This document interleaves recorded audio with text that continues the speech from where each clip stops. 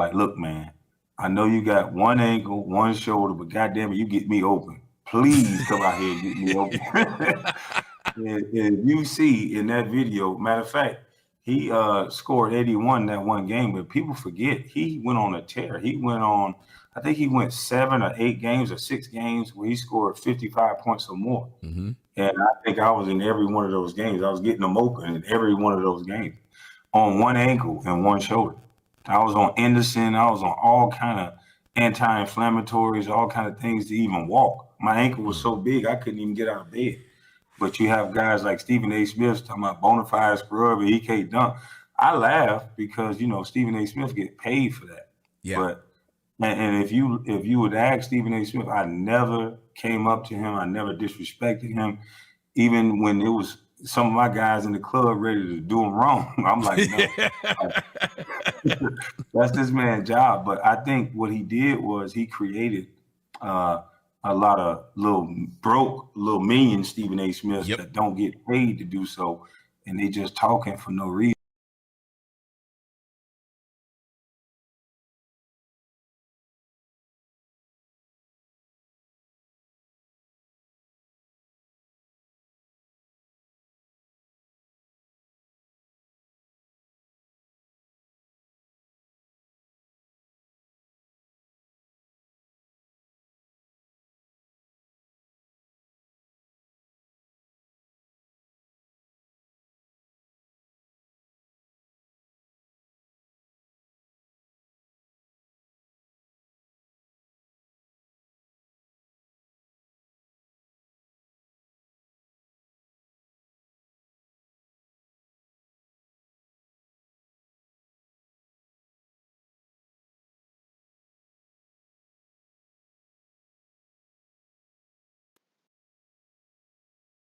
Hello?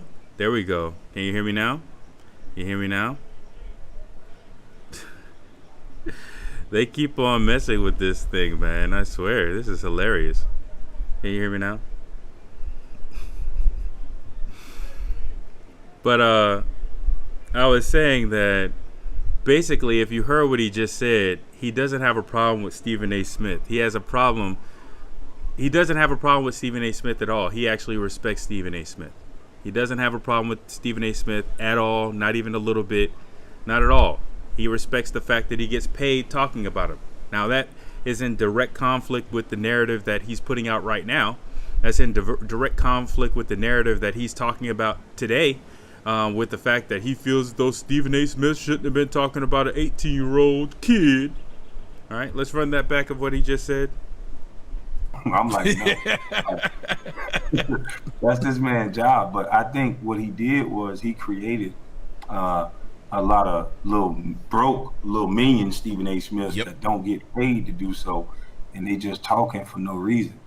Now, put this in perspective when he's talking about this. Put this in perspective to him saying the shit about, well, you need to be in a black kufi or a black jacket or black gloves and a black shades and all this other stuff, all this goofy shit that he was saying, right?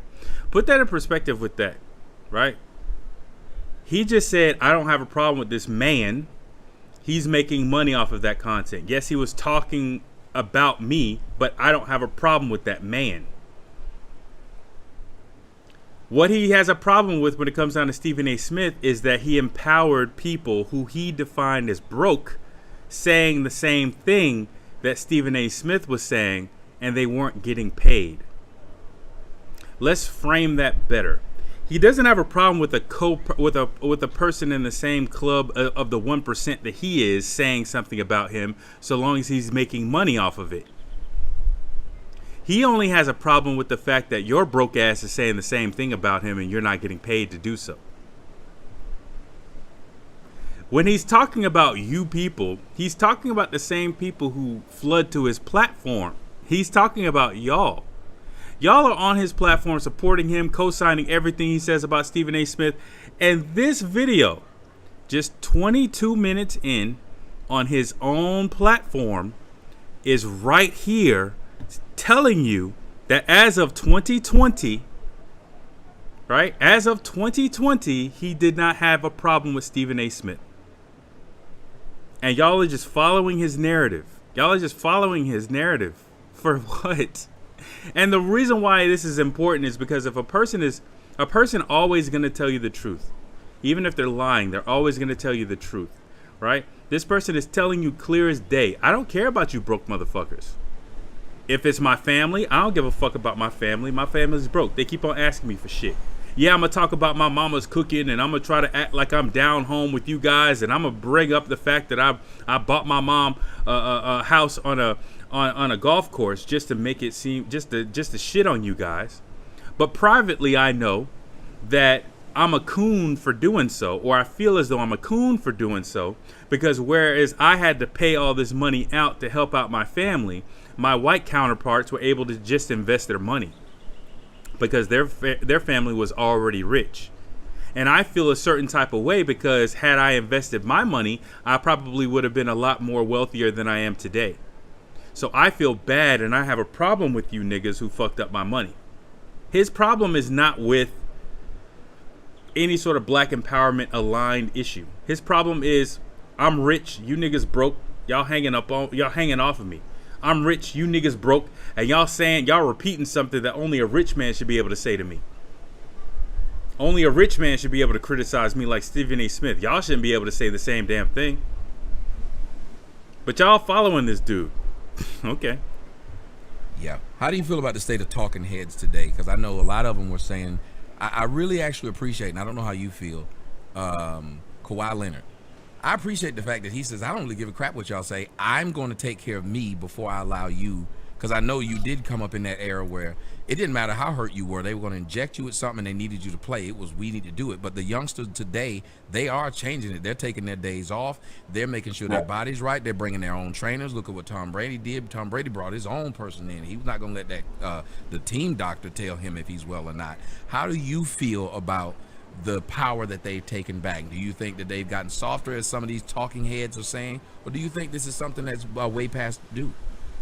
All I can say is I wish I would have done it. I respect all those young guys that are taking care of their bodies. I would suggest that celebrity lives matter. Who cares? Get an outside opinion. I remember when Andrew Bynum did it. You know, they were trying to get him to play on one knee. His cartilage was gone. All this stuff was gone, and he had a guy as a buffer. That's one of the biggest things I regret is that I wish I had a male influence. I know a lot of people don't like Lonzo Ball, or what is his dad's name? LeVar Ball? LeVar. Mm-hmm. LeVar Ball. People don't get it. That man represents his son. And I hope Lonzo don't fall for the bullshit that they trying to do, because they don't. A fake dude complimenting a real dude does not equal a real dude. Just because you co-sign somebody doesn't make you who may be in the right area or maybe doing something correctly, right? Doesn't mean that makes you a real dude. Case in point, you're bigging up LeVar Ball on Tommy Sotomayor's platform. Let me say that again. You're bigging up LeVar Ball on Tommy Sotomayor's platform. So just because you're bigging up LeVar Ball does not mean that makes you a good dude because of that, or a real dude because of that. Fuck out of here. I don't want a man around anything. Hey, man. You notice how they don't talk about Steph and Seth Curry, how a man who got two young men to the NBA, they highlight, and no offense to LeBron and his mom, they highlight his mom to show a picture of her in the stands. But if it's my recollection, he did his own thing to get himself to the league, just like I did. Mm-hmm. I paid for my shoes, I paid for everything. But Steph and Seth Curry had a different outcome than I did. They had a man taking care of their stuff, and they don't highlight enough on what men do. Yeah. People got mad at me when I said in one of the videos, I got upset, and I said in the 9/11 when the Twin Towers got knocked down, there was nothing but men ran into that building. If you make every person not a man or whatever you want to make them, who's going to defend these women? Real men protect women. Who's going to make sure everything is in order? You see the switch up here, man. We've switched up, man. We've switched up from the initial thing of I love the fact that you say what's on my mind without me ever having to say it. You're able to call these women bitches and this, that, and the third. To real men protect women and blah, blah, blah, blah, blah. They're just saying whatever they feel, even if it's contradictory, right? They're just saying whatever they feel sounds right in the moment. Whatever flows, whatever bullshit comes out of their mouth, they just say, right? They just say it just to be saying it, right? At the end of the day, like, just be consistent with what you are saying, right? Just be consistent with what you're saying, right? Every man has, especially every divorced man, has gone through their phases. Trust me, they've gone through their phases, right? I went through my phase, and there's phases that I'm currently still going through, right? But at the end of the day, I realized that the crazy bitch I was with, that's just one crazy bitch, right? And I'm qualified to call her that. And I'm talking about one person very specifically. She may even be in the chat. Hey, what's up? How you doing? Right? But I realized that that's just one crazy bitch. That's just one crazy bitch. That doesn't mean that every single woman that I'm going to encounter is going to be like her. That doesn't mean that I could take anything from that, right? It doesn't mean that I could sit up here and say, for instance, that because as a black man, it's so easy to get caught up into MGTOW and in the manosphere and all that stuff and hypergamy and blah, blah, blah, blah, blah. But when you take back into account white supremacy and institutional racism, you realize all I did in my situation was become a statistic. My divorce decree was literally we got another nigger. Honestly, we broke up another family. We broke up another home. Yeah, high five. We know statistically what's going to happen to him. That's all that was. Now, in the moment, in my feelings, of course, I'm thinking to myself, man, this is all isolated. I'm thinking about my own personal self. But when I zoom out of that situation, all I did was just, by selecting a person that I probably should not have selected, or continuing a relationship 8 years beyond its expiration date, right? If you have not proposed to a person within 2 years, dump that person. Straight up. That's my personal advice. It'll save you a shit ton of time. But being with a person for multiple years before finally deciding to marry them, when really I had doubts the whole entire time, by selecting the wrong person, right, who didn't have shared values, I had already set myself up for failure, right? But globally, when I look at that situation was, even if it was a bad situation, white supremacy would have caught a small, tiny black eye if that relationship would have survived. It would have caught a small, tiny black eye if that relationship would have survived. It would have been terrible and difficult for me, right? Difficult as hell for me to continue that relationship. But from a global perspective, it would have been an L. A tiny smidgen of an L, but it would have been an L, right? Because when I read or when I see stuff like this, right? This explains family court. This explains a large amount of things, right? This explains single parent households. This explains why women get, full custody so often. This explains it, right? This explains all of it. It explains all of it. It's pre-planned. It's just a different form of this right here. It's just a different way to get to this right here. She's using a car, in many cases, that was already just sitting outside, right? The keys were in it, sitting outside. Your name was on it. There's already title, registration, everything is there. And you just get into a situation where you're like, oh, okay, well, I want to just go ahead and use that car. It's convenient. I want to go ahead and drive that car. If my car's in the shop, I'm tired of waiting on this car to get fixed. I'm just going to drive this car that somebody sit outside for me. That's all that happens in many cases with divorce, especially in the black community. It's just so convenient to go ahead and end that relationship with very little tools available to you in order to have that relationship right itself, right? That divorce becomes easy, becomes automatic. It becomes almost, girl, you ain't got a divorce yet? Type shit. Right? So at the end of the day, What these men are talking about, let me back up here. Let me get recentered here. You want to make them. Who's going to defend these women? Real men protect women.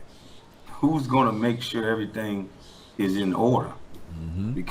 So they want to go back to the meandering conversation that meanders in and out of what the hell they're talking about to this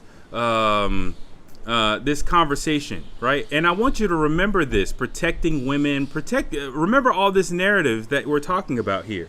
Remember all of these narratives that we're talking about here, because remember, around about the 38-minute mark is when we go into him talking about he agrees with Donald Trump that women will allow you to grab them by the pussy if you pay, and if guys actually have a problem with that, then they probably are just broke. Remember these meandering, snake-like, swerving narratives that they're talking about here as they're talking. And remember that every single narrative that they're saying, they're just bringing up for the purpose of in the moment.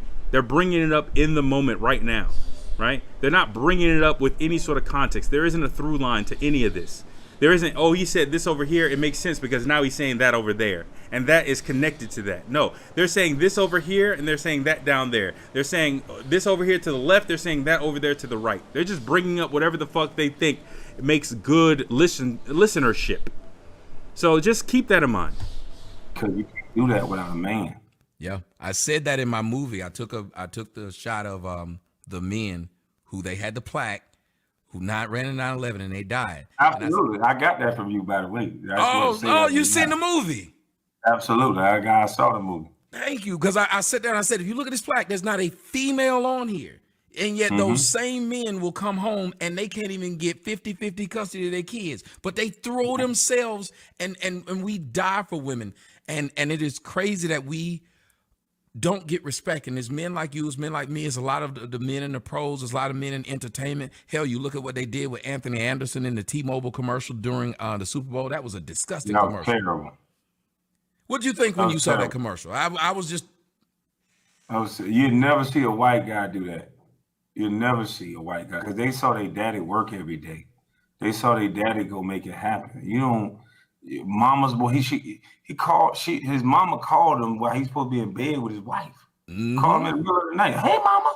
It's like what? And where was she at though when she called him? At the club. What's your mama doing at the club? Your mama in her 60s. She in her 70s, because Anthony in his 40s and 50s. She in her 70s at the club. And they will never do commercials like that. They do the chunky soup commercials with the black players. It's always they mama up in there. They mama getting smart, like Saquon Barkley mama got the players told when they said. You see how them talking about this really just turns into like talking about topical items. It has no context. It has no actual substance. It's just them talking randomly about a context, about a subject. It's not really they're putting it in a framework or them putting it into context. They're just talking. They're just talking. Bring up a context, bring up a topic, going only surface level deep and then stopping, right? So that's all the hell that's going on right now. It's something, and it's always. I gotta ask you, why do you think they continue to show black women in that angry, disruptive way, and why do black women, in your opinion, accept that characterization? Because they gotta feel good about something. I think they feel bad. Like I watched my mom cry. She did that front before she got saved. She did that front in front of the world and act like she was all put together. When my daddy went to prison. Now, my daddy was a real nigga. He went to prison for 30-something years. He went to prison when I was 5. He just got out. I think women put on this front in front of everybody, but I had the unfortunate. I thought he didn't know anything about his dad.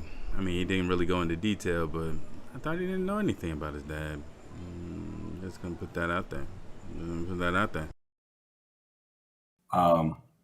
Sight of seeing my mom cry. I saw her cry all the time when no one was looking. Plies made the song Crying in the Shower, and I think he was absolutely right. And you could tell I'm one of them kids that got my ass whooped a lot because I talked a lot and I asked a lot of questions. So mama whooped my ass a lot. So I asked too many questions and I saw too many things. And those things I saw let me know that she's human. And I think women feel vulnerable when you see the truth and they don't like it. I think a lot of us don't know how to process that. And I think it turns us into not very good mates. I always tell women, I'm not a very good mate because one, I didn't see very good relationships at home. And it's hard for me to treat a woman well if the woman who I looked at as my queen, my everything, I saw her get mistreated by dudes. Then why the hell you think I'm gonna treat some strange woman better than how I saw my mom get treated? So yeah, I'm gonna run through you and I'm gonna repeat this cycle because I almost don't know how to have a solid, loving relationship with a woman because I didn't see it. But then I started to realize I think a lot of us black people, and I want your opinion on that. Do you think a lot of us just can't make relationships work because we never saw a working relationship? All we saw was dysfunction? No, I think a lot of us, like, the reason why I think men should be around is because when I was 11 years old, I had a 17-year-old girlfriend. And when that 17-year-old girlfriend wanted to have sex with me, my 22-year-old brother said, you better have sex with her.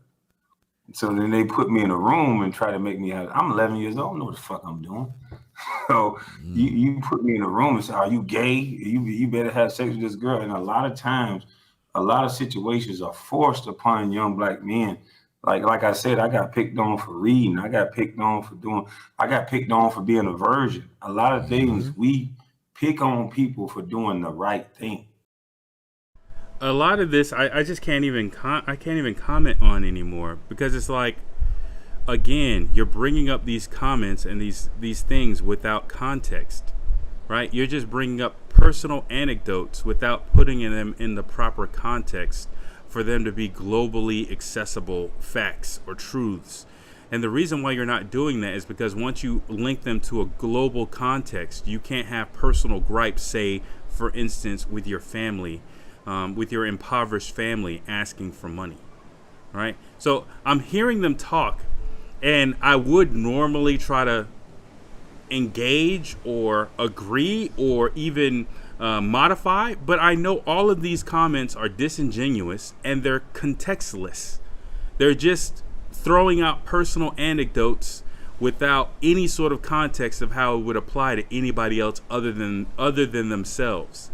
So it's almost like you're hearing a narcissist speak and you're like, okay, well, how do I link this back to a global perspective? Fuck it, I know that I'm speaking to a narcissist, so why should I even try, right? So at the end of the day, all of these conversations that they're having, it doesn't matter.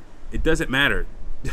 They're not going to link it back to white supremacy or institutional racism, which has plans and operations and machinations in every single one of these areas. They're just going to bring them up because it sounds good in a black audience or potential black audience for them to bring up these topics. But they're not going to bring them up in a way to where the audience member can see exactly how, if they're going through the same thing, how it's universal outside of a rich motherfucker complaining about it. They're just going to say, well, yeah, I go through the same thing too. But okay. But if no, I can't.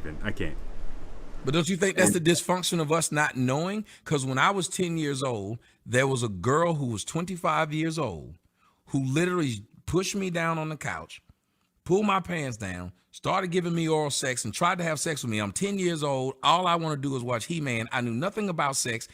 I ended up running out of the house. I told that story as a 33-year-old man. When I was 33, I told that story for the first time publicly. Do you know the majority of men told me I was a faggot because I didn't like it? My brother told me that. My brother laughed at me when I told him that a girl, I was same year, 11 years old, a girl pushed me to the gate, made me suck her titties, do all that. She was a big old woman too. But she made me do all kind of stuff. But I won't say her name, but she know who she is. She's still around. She made me do all, it was two of them too, two big blocks.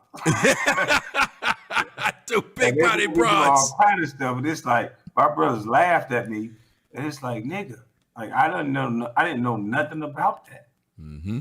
You know? And that happens all the time. But I will say, when my father was in the home, it was structured. Thank you. I don't give a damn how tall you were. If you was old enough to put your arm out like this, he had you carrying some wood. He had you doing something involving work because he let you know you can't stay here free. And I think a lot of times little kids see their mamas laying around on couches not doing anything. Everything's still paid for. Everything's still taken care of. And you can't let little boys see that. That's the worst thing you do is let young men see that because they don't know the ideal of work. This is really sad, ladies and gentlemen. We got Kwame Brown on here. Once again, I can't really say anything because this is all disingenuous topical conversation. About the one and done people. How do you feel about one and done versus going straight to the NBA? Because I honestly think they don't have a problem with white boys when they go straight to the Major League Baseball out of high school. They never try to stop that. They don't stop the tennis players, which is mostly white. They don't try Celebrity to stop topics, the hockey players, which is mostly white. How do you feel about the one and dones? Do you believe they should let more players do like you, or do you think college is necessary? Well, they're about to lift that ban because they can't make that excuse no more. Your top players are guys out of high school. Yep. Or either one and done guys. I mean, they didn't learn nothing going to school for 6 months. They didn't learn anything. Right, like what the fuck was Zion doing on campus? Seriously, what was he doing on campus for 6 months? Getting drunk and having sex. That's it. The basketball part is going to take care of itself. Yep. I'm a release what happened with me in my book. Like I said, I never complained. I never did none of that. But you've never. I can't. So I can't just allow ignorance to just keep on running. These are just like run-on sentences, man. If you're watching and you're trying to listen to anything that's truly relevant to Black empowerment, it's difficult. This is a slog of a video to get through. But we all know that college athletes really should be compensated. That's first of all. But second of all, it's more so than they should be compensated. They're getting their scholarships in the same year that they're playing college or collegiate sports. Their scholarships should actually be, you come to school for sports if your sport has a professional component, like football, basketball, baseball, soccer, right? Definitely for those four. And if our play schedule and training schedule is too demanding for you to be able to get a job in your field when you graduate, and those statistics, those numbers are available of like, okay, well, if Susie is playing volleyball, but she also has, she's also going to school for nursing, she's getting out, and maybe she's not a professional volleyball player, but she is an actual nurse, right? If Tim is over here on the row team and he's still studying business, he may not have become an Olympic rower, but he is definitely in business administration when he graduates, versus Michael is on the NFL team, well, not NFL team, but he's on the football team, and he went to school for communications, and he's flipping burgers after he gets out. It seems like what probably should happen is that they should hold off on providing them with their educational scholarships until after they're done with figuring out whether or not they can ascend to a professional career. And if they realize that they cannot ascend to a professional career, then they can go back and use that scholarship money in order to actually get an education. You would think that a man like that would understand that, but again, this guy this is tiring. He's solipsistically, almost narcissistically speaking about his own self with a self-relating context that has no reference to white supremacy or institutional racism, and to the point where he can't even provide solutions. This is just bad.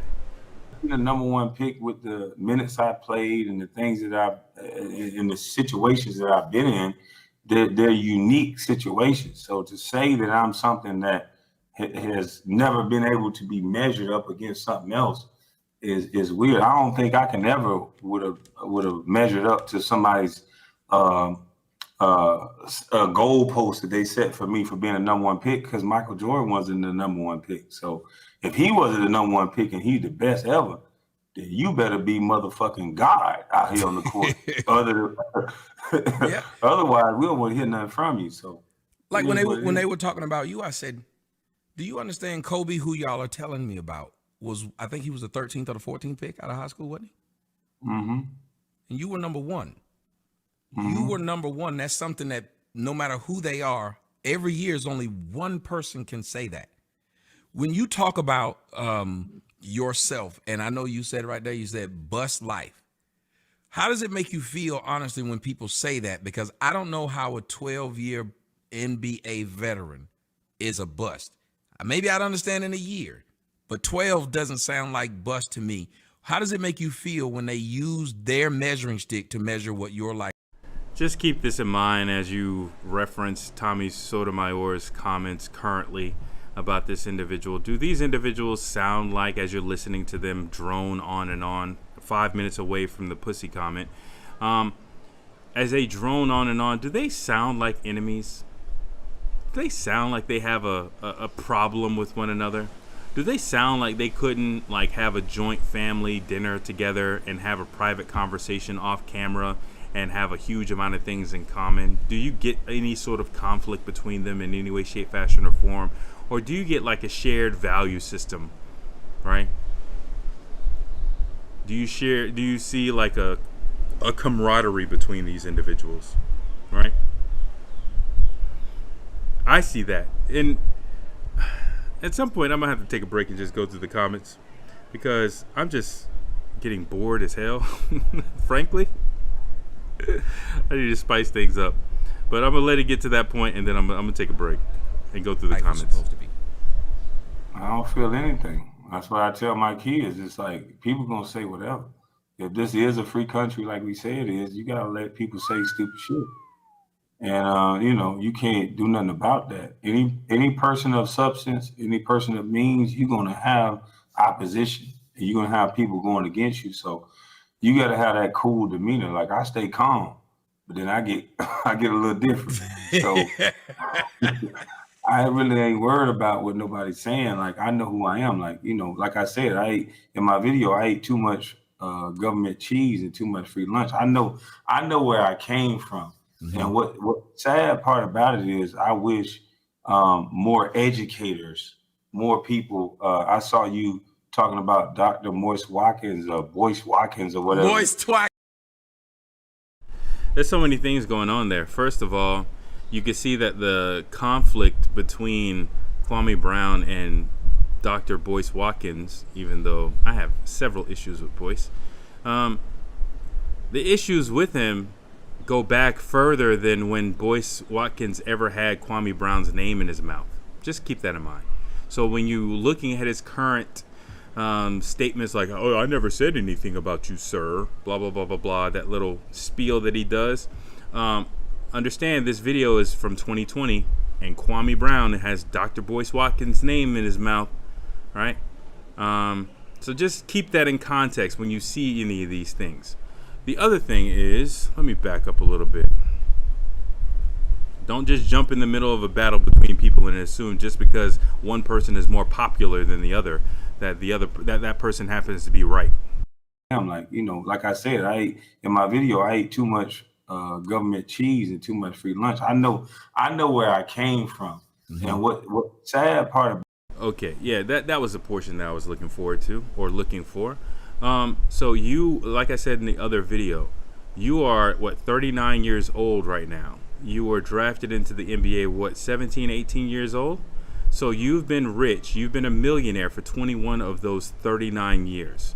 So you were poor and impoverished for 17 of those years, 17, 18 of those years. And then you were a millionaire for 21 years. I don't give a fuck about your free lunches. I don't give a fuck about your government cheese. I don't give a fuck about any of your experiences from the country of Georgia or South Carolina. I don't care about any of that shit. You's a rich nigga. You's a 1%er, sir.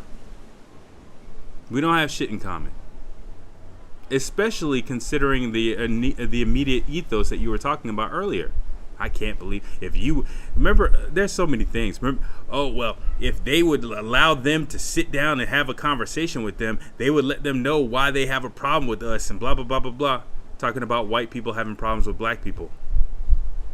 We ain't on the same level. I don't care about your government chiefs. See, that's what. See, let me back up and put this in proper context, since context is sorely missing in all this other stuff, right?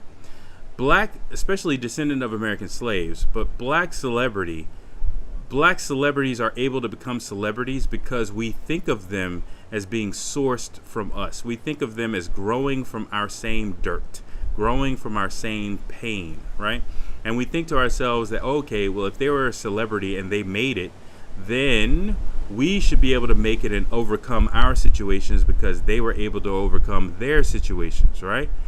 But when they become celebrities and they have a huge amount of money, they enter into a space and enter into an environment that makes them completely unrecognizable. Take Lil Wayne, for example. Lil Wayne grew up and came to prominence, I think wrongly so, but off of the credibility of being a street nigga, right? But when asked during the start of the Black Lives Matter campaign, again, I don't agree with the organization Black Lives Matter. I only agree with the slogan of Black Lives Matter. But when police brutality started to become a prominent thing, Lil Wayne made it very clear that he has no problems with police. Remember, Lil Wayne should be in jail right now, or probably would have been at least prosecuted right now for having those guns on that private plane. I think it was guns. Correct me if I'm wrong, alleged, whatever. But I thought it was guns and drugs on a private plane, and he got a pardon from Donald Trump, of all people. Right? So the problem is when celebrities, they always try to source back to, well, I was broke at one point in time. Yes, you were broke at one point in time. Because white supremacy and institutional racism is a very efficient and effective system at impoverishing black people. So, of course you are. Of course you have that background. The question is, do you have the morality and the priority and the context that comes along with that to this day? Or have you switched up your entire priorities? Have you switched up who you are? Have you now changed your perspective to match that of a person who has a huge amount of money? All right? So it has nothing to do with your previous poverty. It has everything to do with your current ethos. But whatever.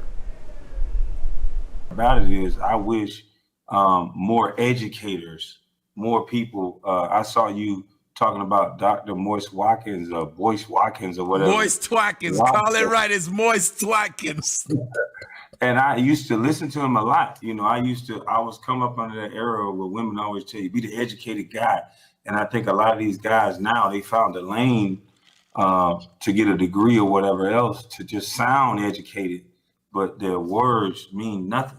Empty. I had a girl that argued with me, telling me I'm African, I'm from Africa, and this is and that. I said, how is that going to help that little young brother that can't even afford a fucking ticket to Africa? That's not going to help him, you telling him he African.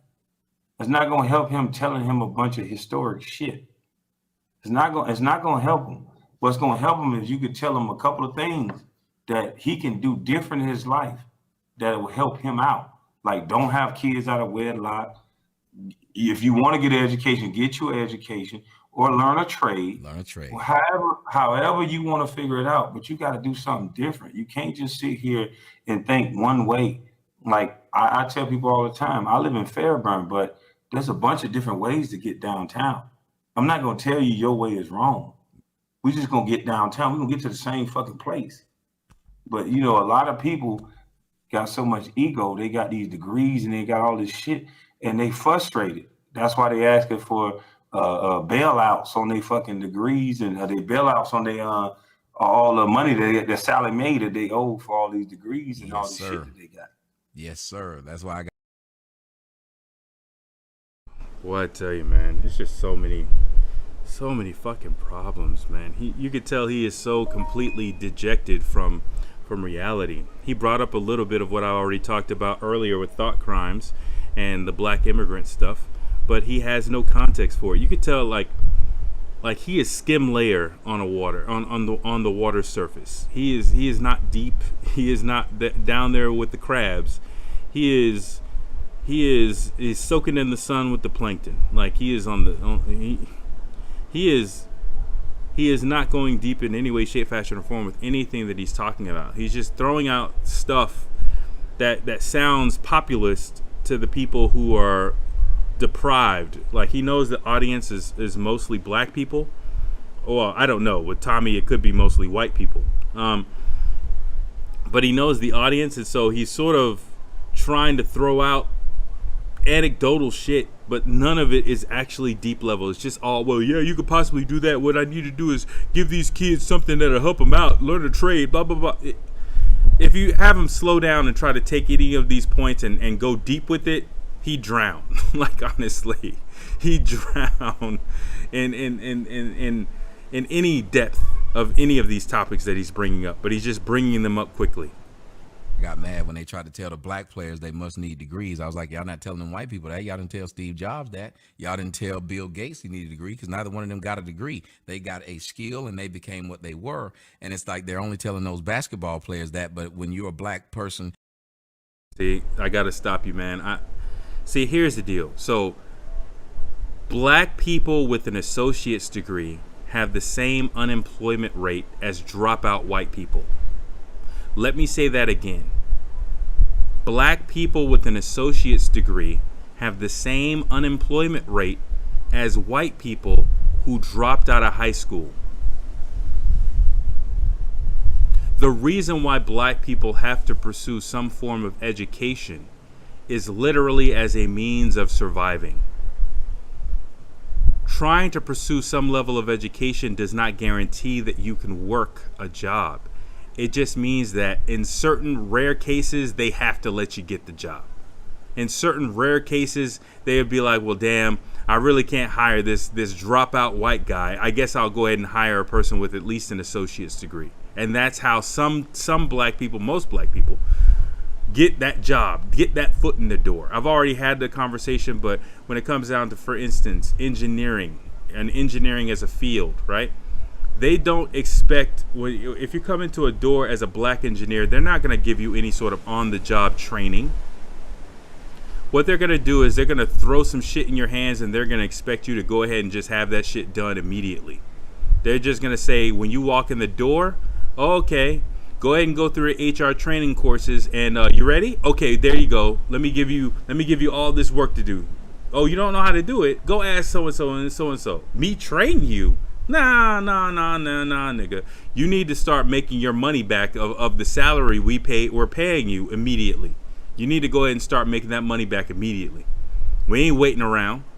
That's how they treat us. So we have to have some level of education in order to prepare ourselves from that type of environment. And that environment is the case with engineering, but it's also the case, period, right?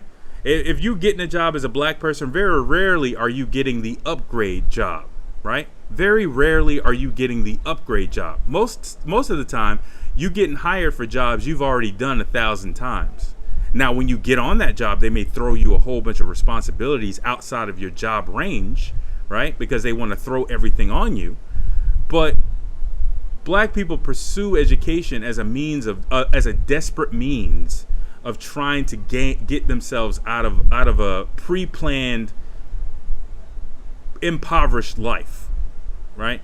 So the fact that we have to say that to these supposedly educated men, but I guess we do have to say that because these men did not gain a certain level of wealth through intelligence, through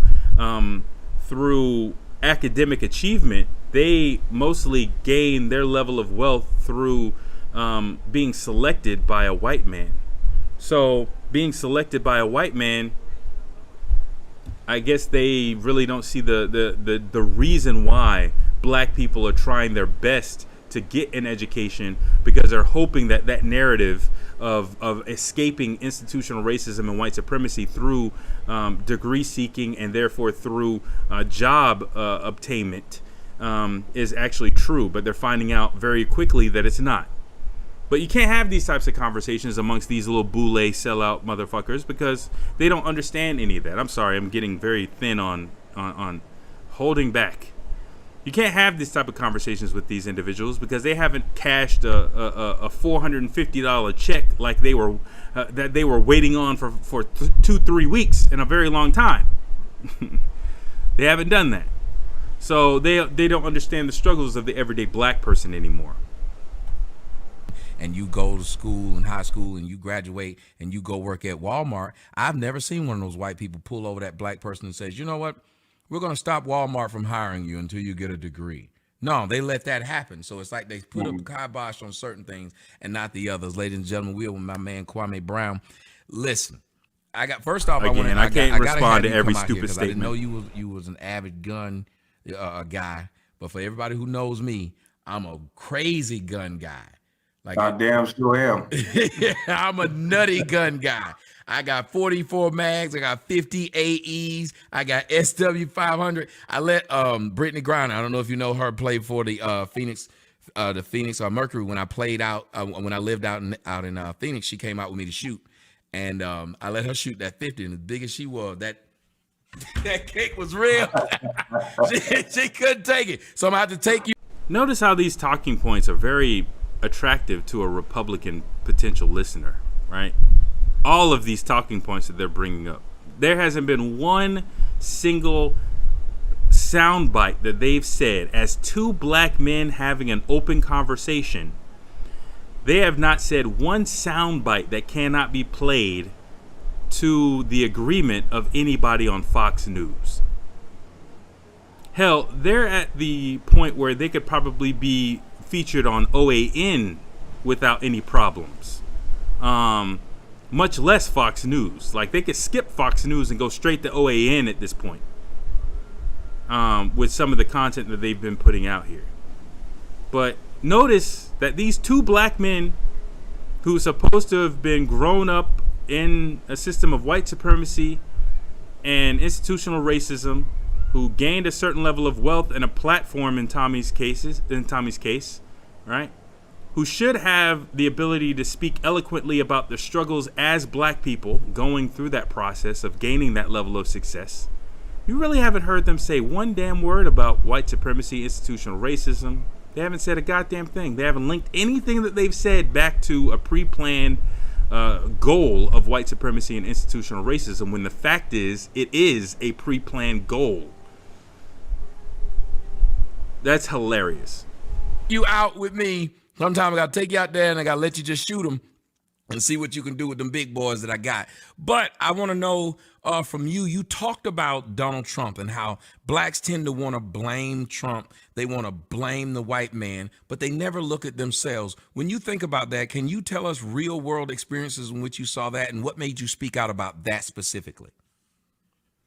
Because it's like I live around you. Like I see you every day. Like I said, like I'm not these white people. I know you in real life. It's people that do the business of doing nothing about their own outcome every day, and then they sit and blame somebody else. I try to get 50 men together and go down to the local election and let's vote.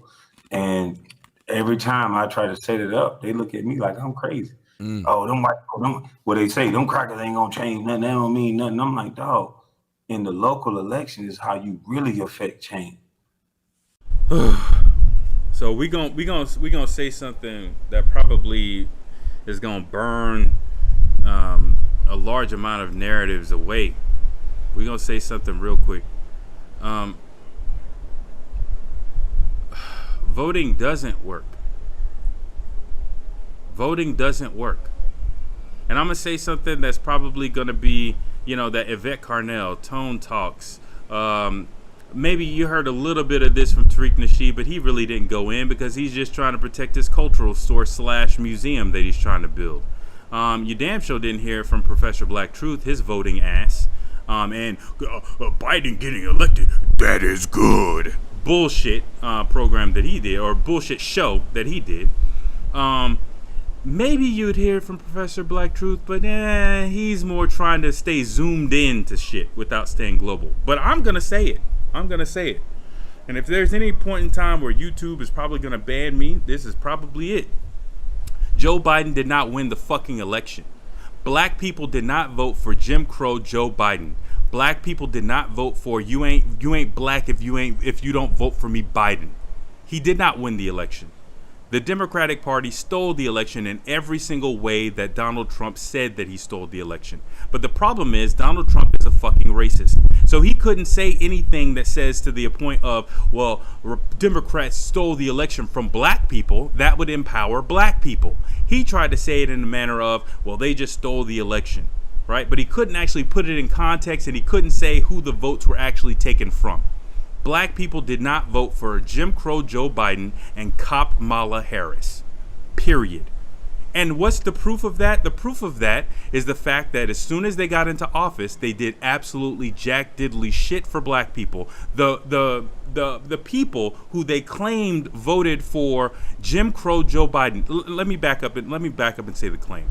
The claim is that black people voted for Jim Crow Joe Biden more so than they voted for the first black president, even though the numbers shifted to Donald Trump.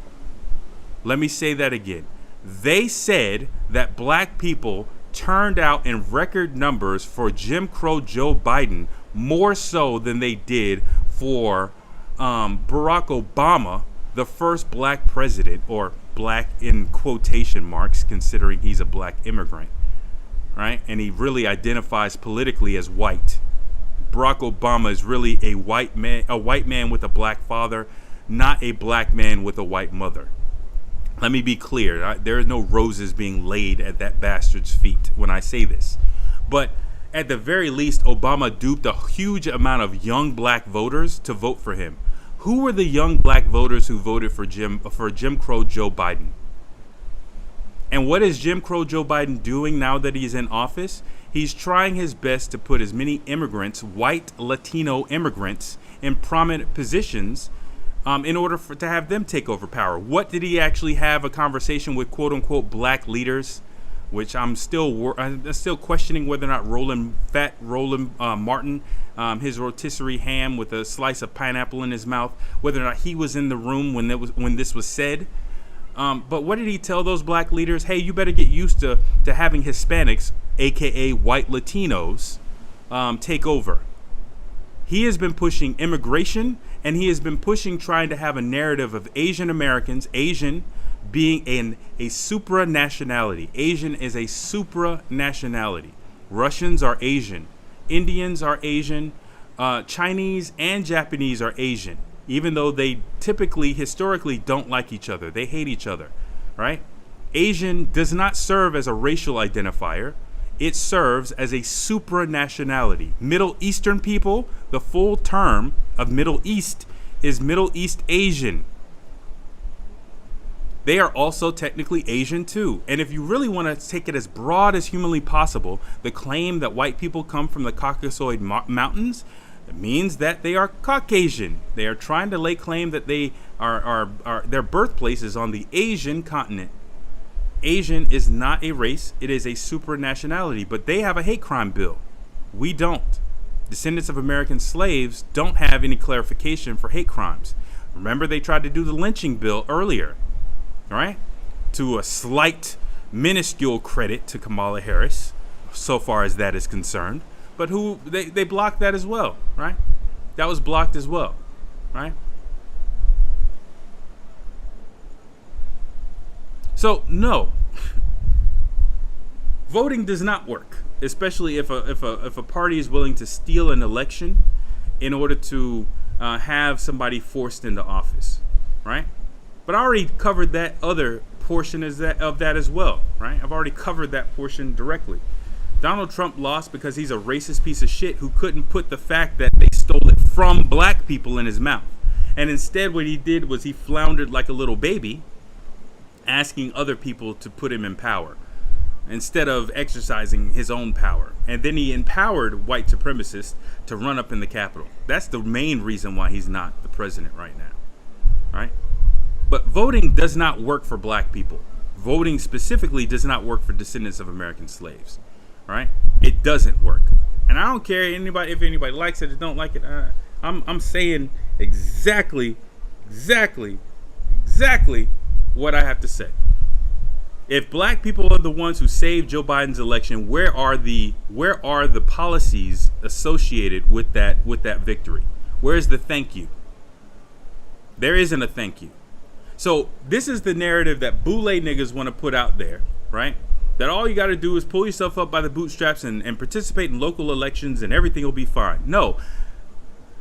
All you will ensure in that situation is that white supremacy just has to take everything down to the local level, right? That's just all that means. It just means that they need to rebalance their resources. That's all you're doing. That's all you're doing. You're signaling to them where they need to. Do they need to do it on a national level? Do they need to do it on the local level? That's all. But yes, I'm going to say the truth that other talking heads won't say, because, you know, there's a narrative that Yvette Carnell and Antonio Moore wants to put out, because they want to be able to still be in those Democratic rooms. So they're not going to tell you that. Tariq Nasheed doesn't want a full political apparatus, so that's the only reason why he says finesse, as opposed to saying to you directly, black people didn't vote for no goddamn Jim Crow Joe Biden. Black people didn't vote for no goddamn you ain't black if you don't vote for me. Nobody ain't vote for that. And if we kicked out Kamala Harris, we damn sure didn't vote for her more so when she was on the vice presidential ticket.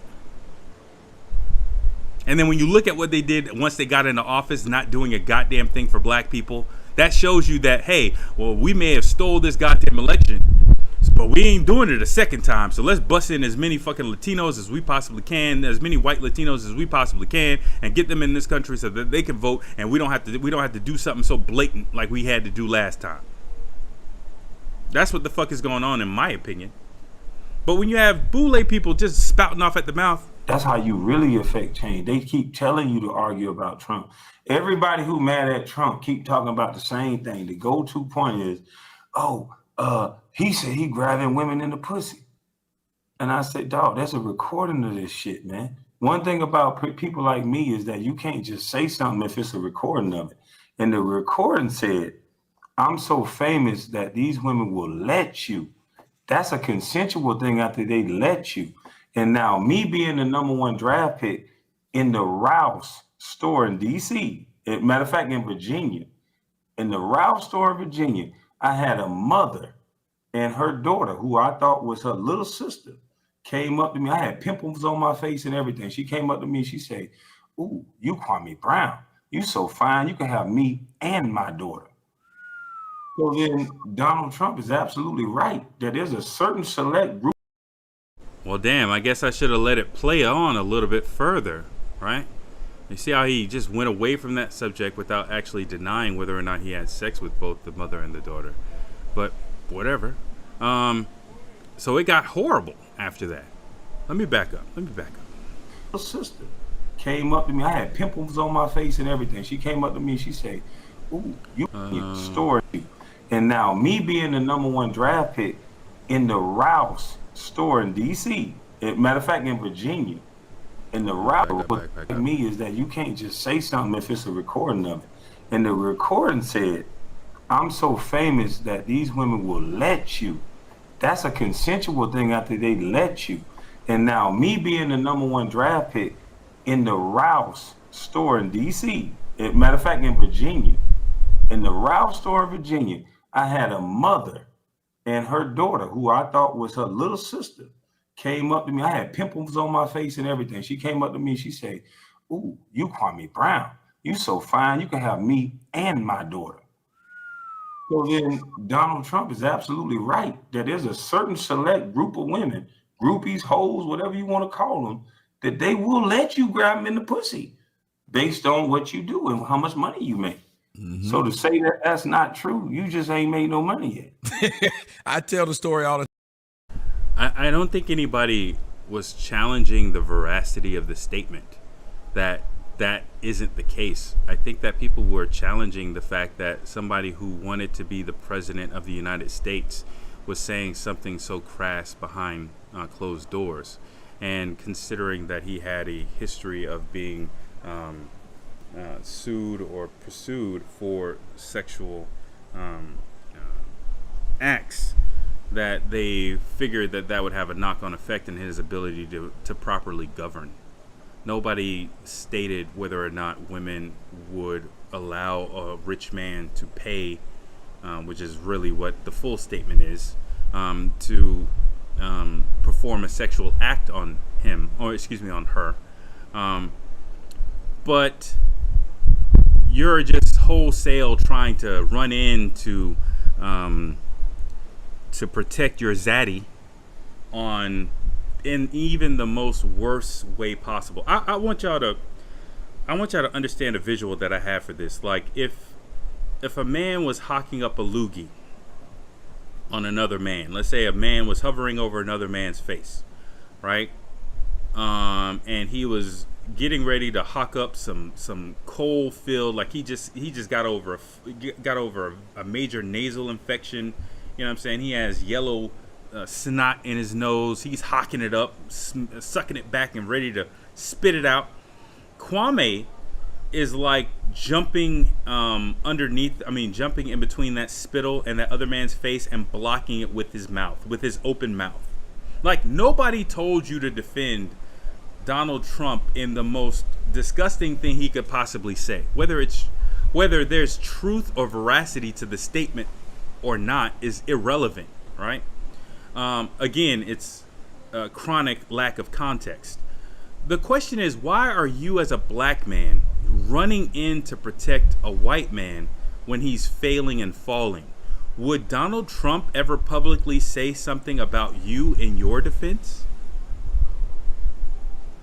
And you have some level of celebrity. Would he ever come in and say anything about you in your defense publicly on somebody else's platform? See, this is why I have a problem with, for instance, Roland Martin. Roland Martin brings up white Latino issues. He always is saying black and brown, black and brown, black and brown. And if you ever see me in his comment section, you'll notice that I'm saying consistently the same thing every single time they say black and brown on his on his show. All right? I say, you need to stop saying black and brown, because there are no Spanish language news programs that are bringing up black issues on their program. They ignore our issues and they're only talking about their issues. But every single time we're talking about our issues, we have to say black and brown, black and brown, black and brown. It's sort of the same thing here, where it's like nobody's talking about Donald Trump from that standpoint. You brought up this conversation and this framework solely on yourself, and you jumped in the middle of potentially of something that's years old, by the way, something that's very, very old. You're jumping in the middle to say, well, I defend him on that. Like, really? What does that say about you? Right? If you're so he goes from defending him on that to saying that there exists those women. Fine. Nobody's saying that whether or not they exist. The question is whether or not he's focused on doing that. Right? To use an example to say that also was offered to you, again, without saying that you denied the offer. Like, this person,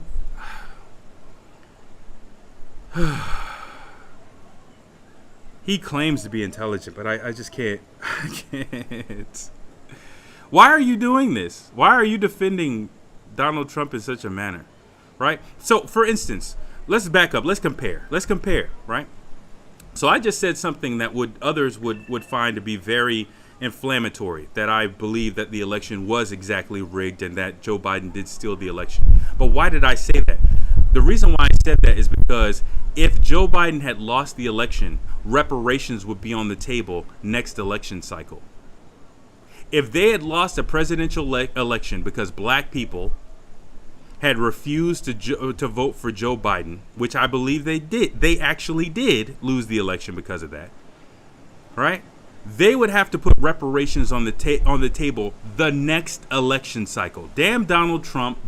We could have easily said, listen, either you guys put it on the table, Democrats, or we're going to negotiate with the Republicans. We're either going to negotiate with you. It would have been the Ice Cube strategy. We're either going to negotiate with you, Democrats, or we're going to negotiate with the Republicans. Right? It would have been an advancement of black empowerment, right? To show that we have the ability to deny somebody as distasteful as Joe Biden with our vote. And that our vote was so powerful that regardless of your apparatus, regardless of whatever coalition that you have, Black people are the ones who owned it. But what actually happened is you had talking heads like the black authorities saying no tangibles, no vote, but yet and still they were going out and voting. And you were saying, you had Yvette Carnell talk about some Democratic down ballot, which made no freaking sense whatsoever. It would have been better to abstain from your vote, right? And only vote local if you're going to vote local. But at the same time, even then, I think it would have been better to just simply abstain entirely, personally, right? But yet and still, right after the election, even though they were practicing either a full abstinent vote or a partial abstinent vote campaign, right after that they switched to, well, black people won you the election, Joe Biden. What are you going to do for us? No. Those people were off code who voted for him. If you're saying that they did vote for him legitimately, they were off code. Why are we trying to now switch black media to support them, right? So when you have Kwame Brown coming out of his mouth just randomly talking about in defense of Donald Trump in a blanket naked way, you have to ask yourself, what does it have to do with, how does this help black people? This doesn't help black people. All this does is run cover for black celebrities, right? Again, he's a celebrity's lives matter, right? So using that narrative of Donald Trump and grabbing him by the pussy helps him when he talks about the ills and the pain and the trouble and the hardship of being a celebrity in the United States, right? That's all that is. All the time, me, Mikey Moore, and Jerry Stackhouse. We were in Detroit, and My dog, Jerry Stackhouse, that's my dog. Yeah, we were in Detroit, and it was when he played in Detroit, and went to the game with him, and went to the after party with him. And the after party was in VIP. I didn't play with him at all. I didn't play no ball. I didn't play ball like that. I played in college, but that's it. In the VIP, though, they knew those were the Pistons. The girl who was there was this one girl. I had never seen a girl that fine. Body was just crazy. She thought I was one of the players. Because I was working at IBM at the time, my hotel was one of them double-deckers that was out there. It was in Troy. Upstairs, downstairs, loft, lights. So she thought I was one of the players. She went home with me. She did some of the craziest shit to me off the strength of she thought I was one of the players. And I just remember saying, man, this got to be great. Like, I would get caught up because she thought, well, he might be the 12th man or the 13th man. It don't matter. He got some money. You could be the coach assistant. You could be the water boy. You could be the goddamn guy that washed the towels. After the Warriors won, me, Mike Brown, we were in Vegas. Literally, Mike Brown, and you know Mike Brown, it was women all on him because they know he was one of the assistant coaches. And it was just funny to watch. And we got that video where we are partying in that, and I'm talking about in between. He's just talking about basic ass hypergamy situations. Oh, Lord. 3 chicks. Just all on me. And I took those 3 chicks back to the hotel with me. Didn't know anything else about them that day. And it's scary, though. What scared me? The let me be 100%. I saw this comment. Let me actually go through the comments. Let me do this right now. So the very first thing Aunt Jam says, be careful. The racist MAGA will hear this art segment thinking you are on their side when you are not. For Dems, Republicans, or any white political parties voting is meaningless for black people. Exactly. I am not on your side, MAGA. There is no point where America was great in the first place. So there's no way you can make it great again, right? And the only way that you're saying it was great is, especially if you're going back in time, you're saying it was great when slavery and oppression was a little bit more open. The only thing that the 20th century or 21st century has been able to do when it comes down to white supremacy in this country is to run you bastards in your home. That's it. You still are racist. You still own capital and resources, and you're able to be racist with it. But the only thing that we've been able to successfully do is run you in your houses and have you practice that shit at home. Or run you silently in cliques in HR departments at companies. Right? So that you can make decisions amongst yourselves that have a racist effect. But you still are racist.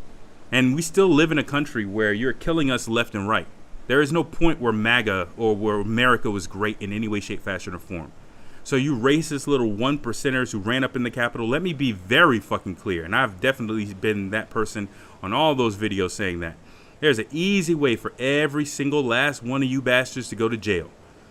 Okay? The Capitol has a distributed antenna system, a DAS system, right? What a DAS system means is that they have their own independent E-Node Bs, right?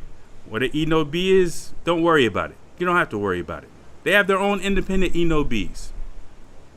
So that means when you took your cell phone in range of the Capitol, especially if you went inside, because I guarantee you they've organized that DAS system to make sure that the channel conditions are good enough for as soon as you step into that door, your phone is definitely going to do a handover to their network as opposed to staying on towers outside. Every single person who entered that building, they have your cell phone number, they have your IMEI, they have every single thing that they need to track you all the way the fuck down. They could easily filter that by the employees that are working in that day, and they could find out every single one of you bastards. If it was black people doing the exact same thing, they would have gunned us down on the Capitol steps. The Capitol steps would have been flowing with blood if we had done the exact same thing you did on January 6th. Every last single one of you needs to go to jail. Every last single one of you needs to go to jail. Do not believe in any way, shape, fashion, or form that just because temporarily I have a political opinion that somewhat tangentially seems to support your narrative, that I am in support of you guys in any way, shape, fashion, or form. You can go right back to kissing your cousin. You can click off this channel. You can leave me the hell. Don't believe in any way, shape, fashion, or form that I am in support of you or your political agenda in any way, shape, fashion, or form. That is a hell no. It's not even a no. That is a hell no. The only thing that I can present to you is my asshole for you to kiss the blackest part of it. I can't say more because I'm just going to start cursing out randomly. I'm just going to start cursing randomly at some point. But yeah, don't believe that I'm supportive of you. I'm not. I'm just calling a spade, right? I'm just calling it like it is. It's like, how can you have something that easy? And I remember when dating was more, you had to work. And now I don't have to work. Like you said, I love that part when you said, I walk around in my Dickies or my camouflage and I can take your bitch. I got on right now. I told him I don't dress no more. I don't have to. Man, he did wear Gucci, Louis, Prada. She still designed the fucking celebrity. That's what they keep telling her. So she gonna do it anyway. Right. I played with 4 legends really, and one of the legends I say is Rasheed Wallace, but I won't say no names who did what.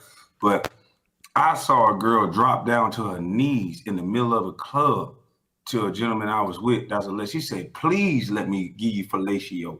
I'm gonna be nice because I'm on your platform." She said, "Please," and of course he didn't do it. He walked past. He like, but this is somebody's mama. This is somebody, daughter. Mm-hmm. This man played good at basketball. She said, "Please let me do my thing." But then now when Donald Trump say that because he's white, he racist, or because that's stupid. Yeah, and I was literally about to say this, and I said, "No, I'm not gonna pause it." And then he said it again. He's bringing up the ills and the underbelly of black society, and he's really just talking about hypergamy in general, in order to discredit black people such that it gives cover for a white man, right?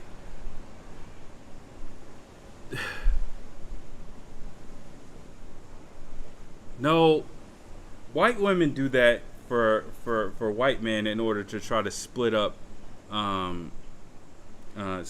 fortunes. Bill Gates level fortunes, Jeff Bezos level fortunes. They turn hoish in order to be an Anna Nicole and get millions, right? Black women do that out of desperation and learned behavior. And that learned behavior can be unlearned.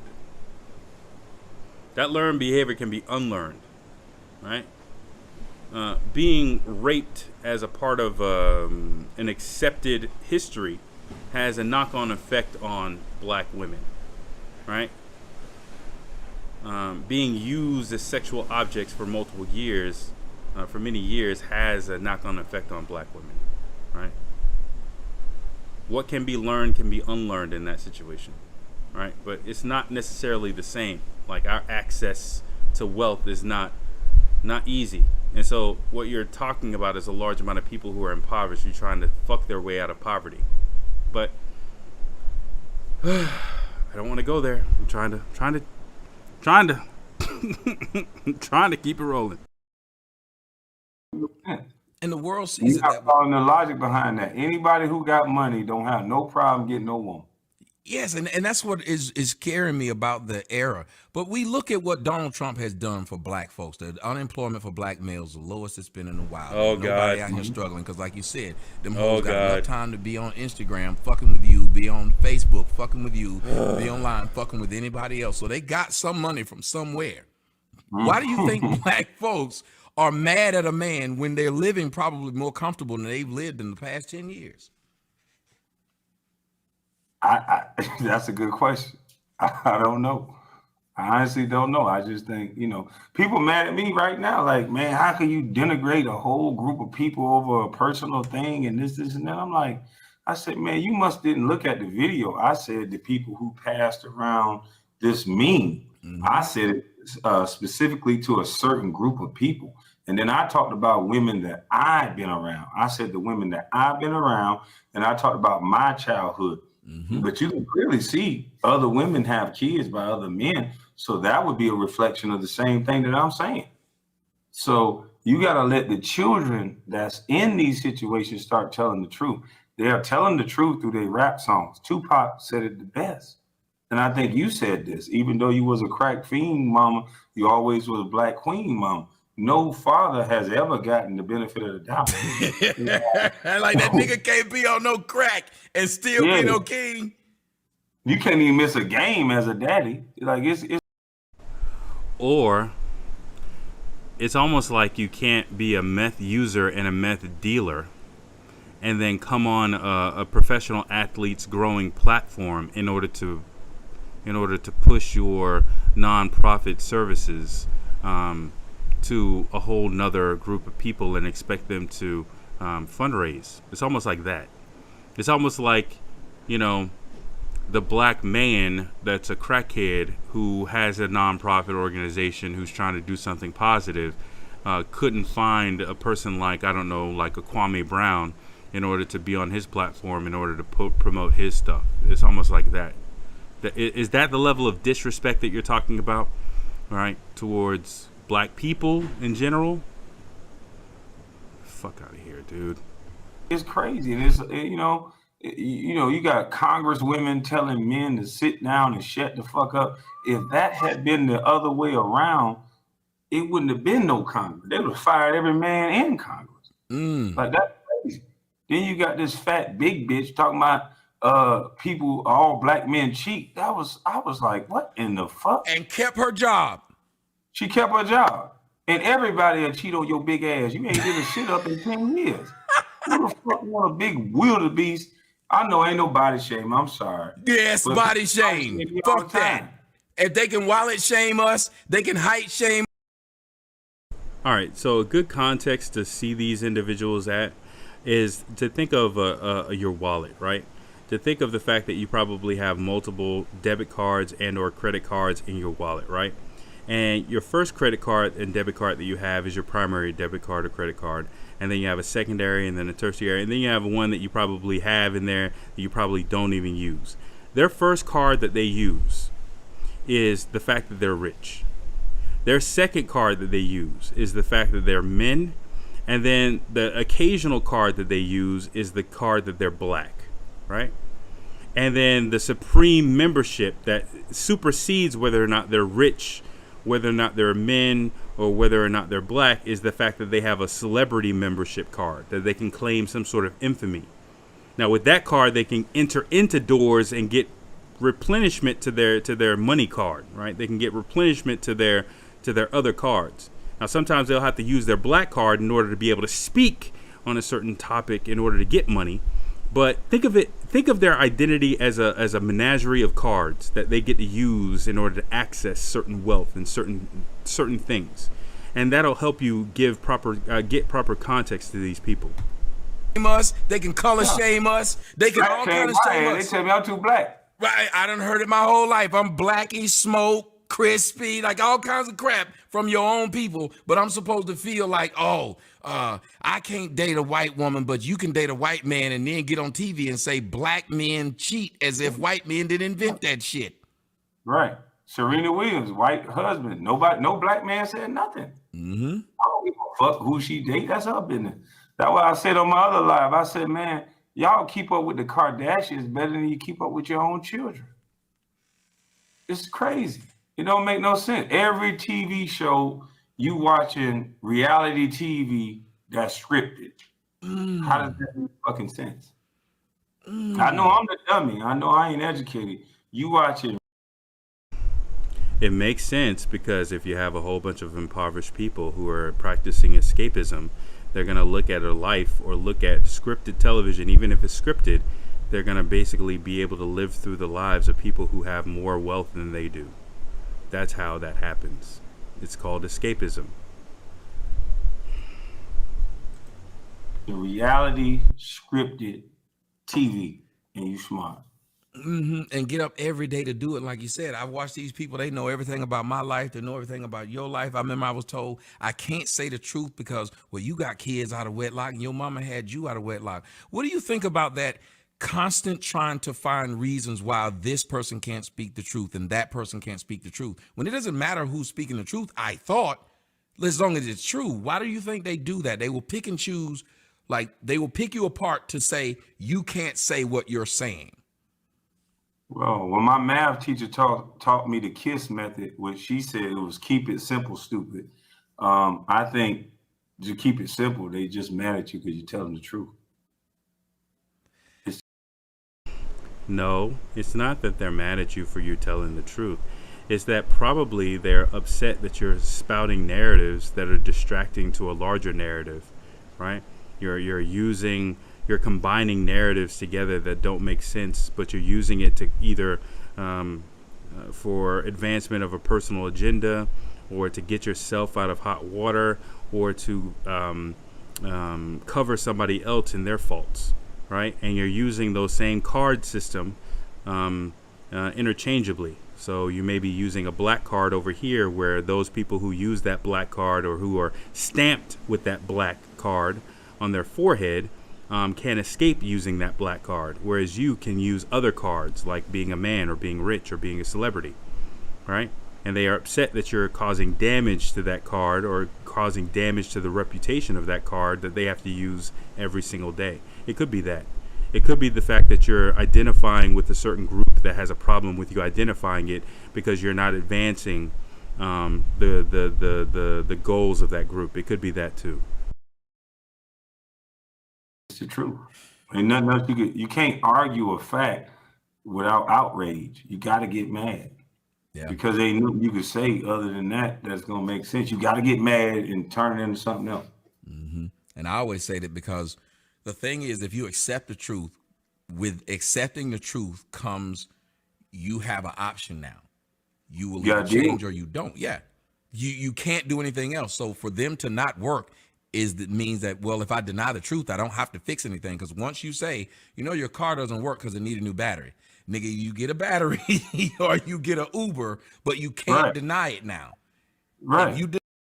Yeah, it's almost like denying the fact that racism and white supremacy actually exists and underlies all of the things, all of the social ills in the black community, and that purposefully creates aberrations in the form of black celebrity to counter that narrative. I have to give credit where credit is due. It does The Decadent Veil by Antonio Moore is, even though he's a piece of shit, the Decadent Veil is true, right? It's a very good framing for why these celebrities are what they are and what purpose they serve.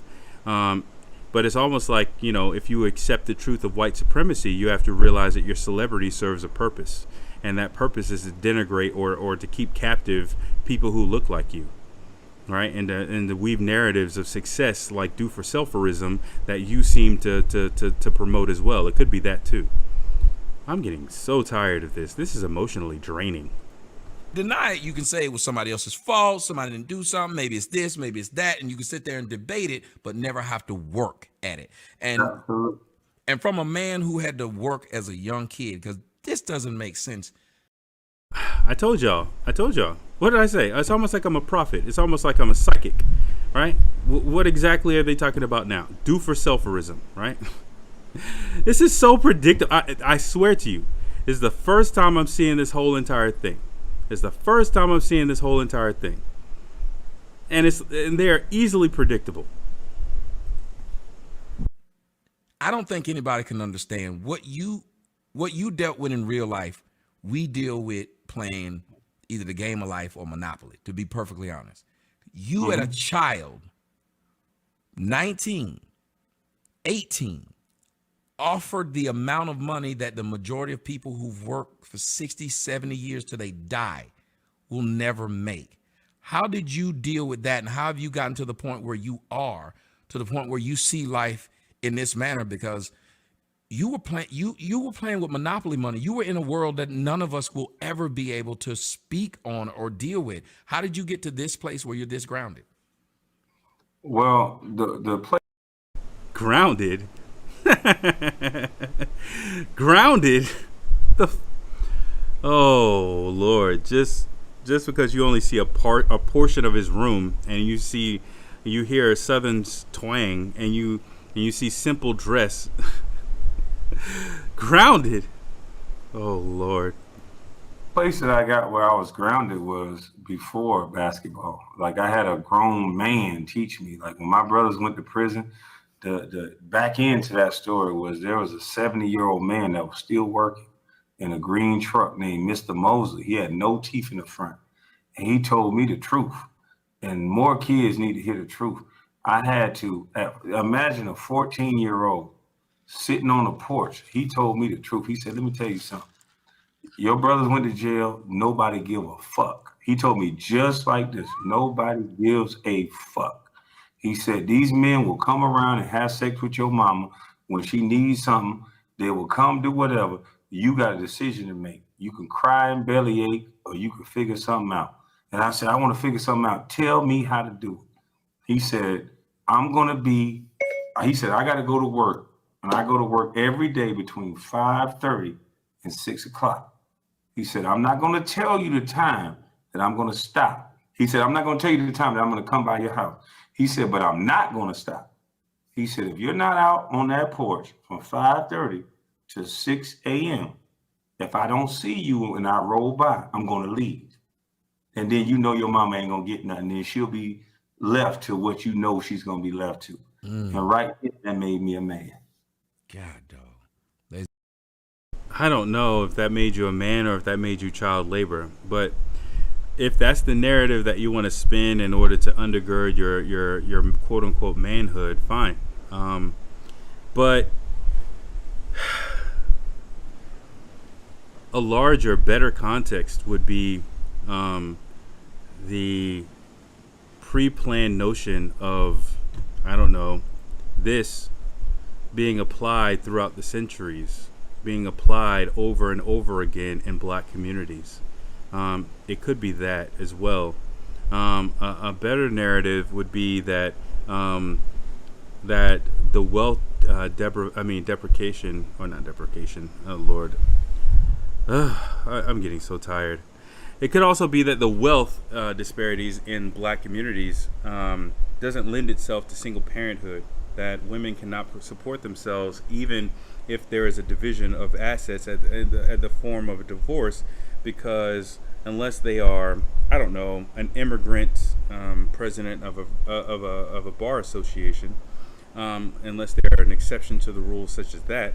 Typically, the wife in a situation where she is divorced is going to be financially incapable of taking care of kids alone, right? Could be that larger narrative that links to white supremacy and racism that you are failing to see in your narrative that you want to promote of do-for-selferism. And again, none of your life, your life. Let me put it in better perspective. Your life right now, Kwame Brown, would have been relegated to that job that guy was riding by in his truck to give you if you were 5'11". That would have been your life. You would have eventually got a full-time job from that and been on that cycle of shitty jobs in Georgia. Hopefully you would have learned a trade. Hopefully you would have been able to get a business, but you would have been on the track of a shitty job in the state of Georgia. Or you would have been incarcerated with your brothers for something violent or something that the prison industrial complex had pre-planned for you as well, due to your lack of a continuous, consistent job. That would have been your life. Your life would have been the same as that guy who was picking you up in the truck, if you were 5'11", right? So you want to say this narrative of, well, that's when I became a man, when somebody kicked me in my drawers and told me some fucked up shit that they should have never told a child, and then manipulated me mentally in order for me to feel as though if I don't work for him, that my mom is gonna be fucked. And they told me this as a child, and that's when I became a man. Okay, let me give you some news. Well, I don't want to go down that road because, like I said, I don't go down that road of mom talk, because you ain't gonna talk about mine, and I ain't gonna talk about yours. But he said a whole bunch of things that probably should have never been said to a child, and you're trying to say that that's when you became a man because, again, you want to have a narrative associated with do-for-selferism as opposed to a narrative that highlights and exposes white supremacy and institutional racism. It's kind of pathetic, man, the amount of contortionist moves you're making in order to have this narrative. It's pretty pathetic. Ladies and gentlemen, we are with Kwame Brown, from former NBA first-round draft pick right out of high school, when many of us were drafted straight to Chick-fil-A right out of high school. Nigga, I was drafted to fries at McDonald's, bitch. No, but I worked at McDonald's too, though. No, but that's what people don't understand. Like, people looking at me, and I said, do you understand that even in college, I had to do some of the crazy stuff just because my parents, my mom, who was a single mom, she had not a dime. When I got ready to go to college, I told her, go to Georgia Tech. She said, congratulations. I don't know how you're going to get there. 18 years of child support from my dad, not a dime left over, not a penny left to get me anywhere. What do you think about these women? I know you spoke about these women putting these men on child support. And there was a meme that went around. I don't know if you saw it, but it's the sickest meme I ever seen. Although logically it kind of makes sense, which is fucked up too. The woman said, why have all your children by one man when you can have all your children by several men and get a big chunk from each one? Because if you have a bunch of children by one man, every time he gives child support for them, it's going to get lower because it's only one source. Logically, what she's saying does make sense. You get a full check from each man. Emotionally for the children, stability-wise for the kids, because I remember growing up with me and my brothers, we would argue. One of our daddies was black as hell. One of our daddies was broke as hell. One of our daddies was ugly as hell. The sad part is my daddy was all three of them, but that's neither here nor there. But the point is, why don't these women understand the damage that's being done, especially to men like us? Because we got to figure out how to be men on the fucking fly because there wasn't one there. You have to notice the low-key damage of the narratives that are being spun out of here. Did this motherfucker just logically lay out why a woman should have sex and have children by multiple fathers as opposed to one? He just threw out that narrative, let it sink in, and said, hey, it has logical support, It has logical support. But yeah, now that I've established, or I've made the claim that it has logical support, let me move on to another topic entirely. Right? This is how low key destructive these types of conversations are with these fucking people. This is how low key destructive it is. Like, they'll throw out some shit real quick and then just move on to something else. Okay, no, what the fuck did you just say? Yeah, it makes sense. Now I'm gonna throw out a little joke where I'm gonna disrespect my own father and say that he was broke, ugly, and black as hell.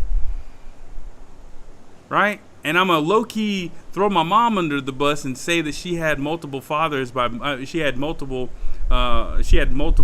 fathers in the home. But I'm gonna low key also say that was a smart decision because she got a full check from all these different men. The fuck what am I hearing?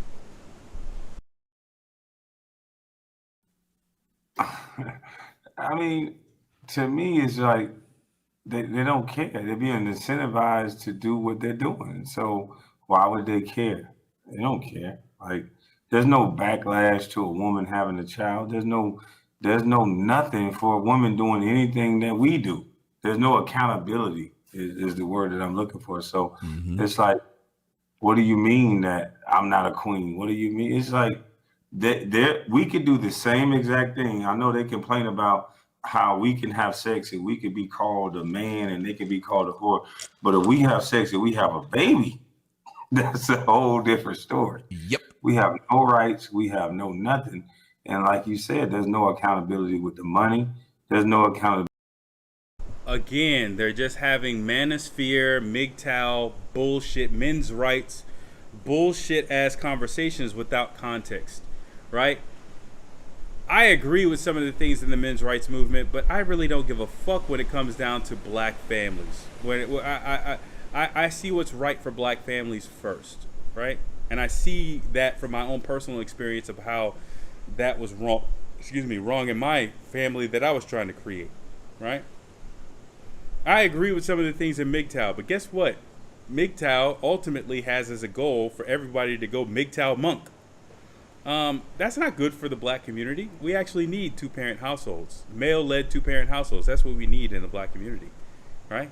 Just because my relationship didn't work out doesn't mean that I don't know for black people that a family structure is what we need in our community, right? Just because it didn't work out for me personally doesn't mean that I throw out like baby with the bathwater, like bathwater with a baby in it. I don't throw out the whole entire concept of marriage just simply because I had a personal gripe with it, right? So, oh God, I can't. I'm getting to a point, man. I'm getting to a point where it's just gonna be a barrage of curse words at some point. We could be called a man and they could be called a whore, but if we have sex and we have a baby, that's a whole different story. Yep. We have no rights. We have no nothing. Okay, I don't care about that. I don't care about that. I don't care about that. I don't care about that. Like, you have to attack it from the different side. You're trying to, how do I put it? How do I put this? You're attacking this from the wrong side of things, right? You're attacking it from the side of, well, I feel as though men who are not forming families should have more rights or better rights in the situation, right? When black people don't just need that situation, right? Men who are forming, who have broken homes need more rights to be able to permanently break the home, right? You're coming at it from the wrong side. The better way of coming at it would be black people need two-parent households. If we don't have two-parent households, two-parent married male-led households, if we don't have two-parent male-led married households, right, then we at least need co-parents, right? So what we need, is we need to make sure that those family structures who we know are dealing with racism and white supremacy, that we know are dealing with financial hardship, that we know are dealing with 1,001 issues, including the legacy of having horrible family structures in their youth. We need to find a way of strengthening those married couples so that they don't ever get divorced in the first place. We need to make sure that they have access to counseling, access to support groups, that we make it more popular for a married couple, for a young married couple, to enter into like some sort of regular therapy to make sure that they are mentally ready for what they're about to endeavor in, that they are mentally strong for when their relationship becomes weak. All right. And then we need better co-parenting situations such that a co-parent is truly a co-parent. And a co-parent is not a person who is on child support, is not a person who is being ordered by a court to do anything. A co-parent is a person who actually wants to be in their child's life, a person who wants to contribute financially to their child, and they don't have to be ordered by any court to do so. For instance, you could have a situation where you have a trust account, right? You could have a trust account, or you could even have just an and named checking account, or an and named savings account where both of you have to sign your name on the savings account, and a joint checking account. You both sign your name in order for whenever you want to move money from that checking account, from that savings account into the checking account. You both have a debit card. You spend that money on the child and keep all the receipts. You have a nice little contract laid out that says that if the other person doesn't have receipts to prove that they spent the money on the child, and that amount goes up to, let's say it passed $1,000 or past $2,000, that the entirety of that account goes to the other person. Whatever money you've been putting into that account goes to the other person. You know what that will mean? Everybody will keep their receipts. Everybody's going to only pay for stuff for the child. Now, of course, you're in an emergency situation. And if you're in an emergency situation and you have to use that money for something, absolutely go ahead and do so. So long as the other parent is okay with it and they sign off on it, and they go ahead and say, okay, well, I'm going to retroactively sign off on this receipt, even though it's not necessarily directly for the child. I'm going to say that this was something that was appropriate, right? That all is stuff that can be handled outside of court. That all is stuff that can be handled without having any sort of issues with custody or anything else. But are you promoting that? Or are you just from the side of men who are not in the child's life, we want to give them more rights. Men who don't want to actually contribute to the household or to family structures, we want to give them more rights. Right? You're attacking it from the wrong side. I think you should be empowering those people who actually want to maintain their family structures, or people who really understand that, listen, I'm either going to be a father or I'm going to be nothing. I don't care. Child support, not really important. I don't care. I'm either going to be a father, not a daddy, a father, or I'm going to be nothing. Right? If you're talking about it from the side of empowering those people to be in their children's lives in a healthy way, right? And you're advocating for rights or changes to rules in order for those people to actually have that, right? Then that's a good thing. Then you can actually make those arguments. But a large amount of the manosphere, especially the black manosphere, is arguing it from the wrong perspective. They're arguing it from the wrong side of things. And these two black men who both come from single parent households, you would think that they would have enough experience and an education to actually argue that point from the correct side of things. But apparently they cannot. This is tiring. This is intellectually and emotionally tiring to have to correct all these things. I'm hearing every single thing that they're saying wrong. I cannot stop this thing every single time I do. I'm gonna have to break this third part up into a separate part. That's what I think, because this is just getting annoying at this point. And like you said, there's no accountability with the money. There's no accountability with anything. Men are we're just cash crops, I guess. Mm-hmm. And it's a sad situation that we have to go through this. If there was something that you could say to women, because people think that you and I, or people like us, hate women. And that's not the case. It's just you get to the point where, with me, I got to the point where I realized I still get to fuck them if I tell the truth. So I don't have to lie. There was a time when I was young, I was like, well, if you lie to them, that's how you get them. And I said, they don't give a shit. If I still got what I got, I can say what I want. They still fuck. So I start telling the truth, not because I'm trying to use them, because I want them to be better, not even just for me, but for other black men and other people society-wise. What is it that you would like for women to take from any of the things that you've said when you go on your rants or just... So Tommy Sotomayor is trying to fuck women into good behavior. Wow. Well, thank you. Thank you, Tommy. Thank you. Keep on trying to fuck women into good behavior. Just do videos, and if you guys haven't went and followed him, make sure you look up Kwame Brown on Facebook. I'm telling you, his rants and talks are just regular talks, not even just a rant. The brother is very deep, which is something I'm glad you pointed out, that a lot of people say, well, he came straight from high school. Well, he might not be very intelligent. And I'm listening to you sound way more intelligent than brothers who claim they got that 4-year degree. What is it that you'd like to be able to convey to those women that they may not understand when they first hear you? That people are pimping them.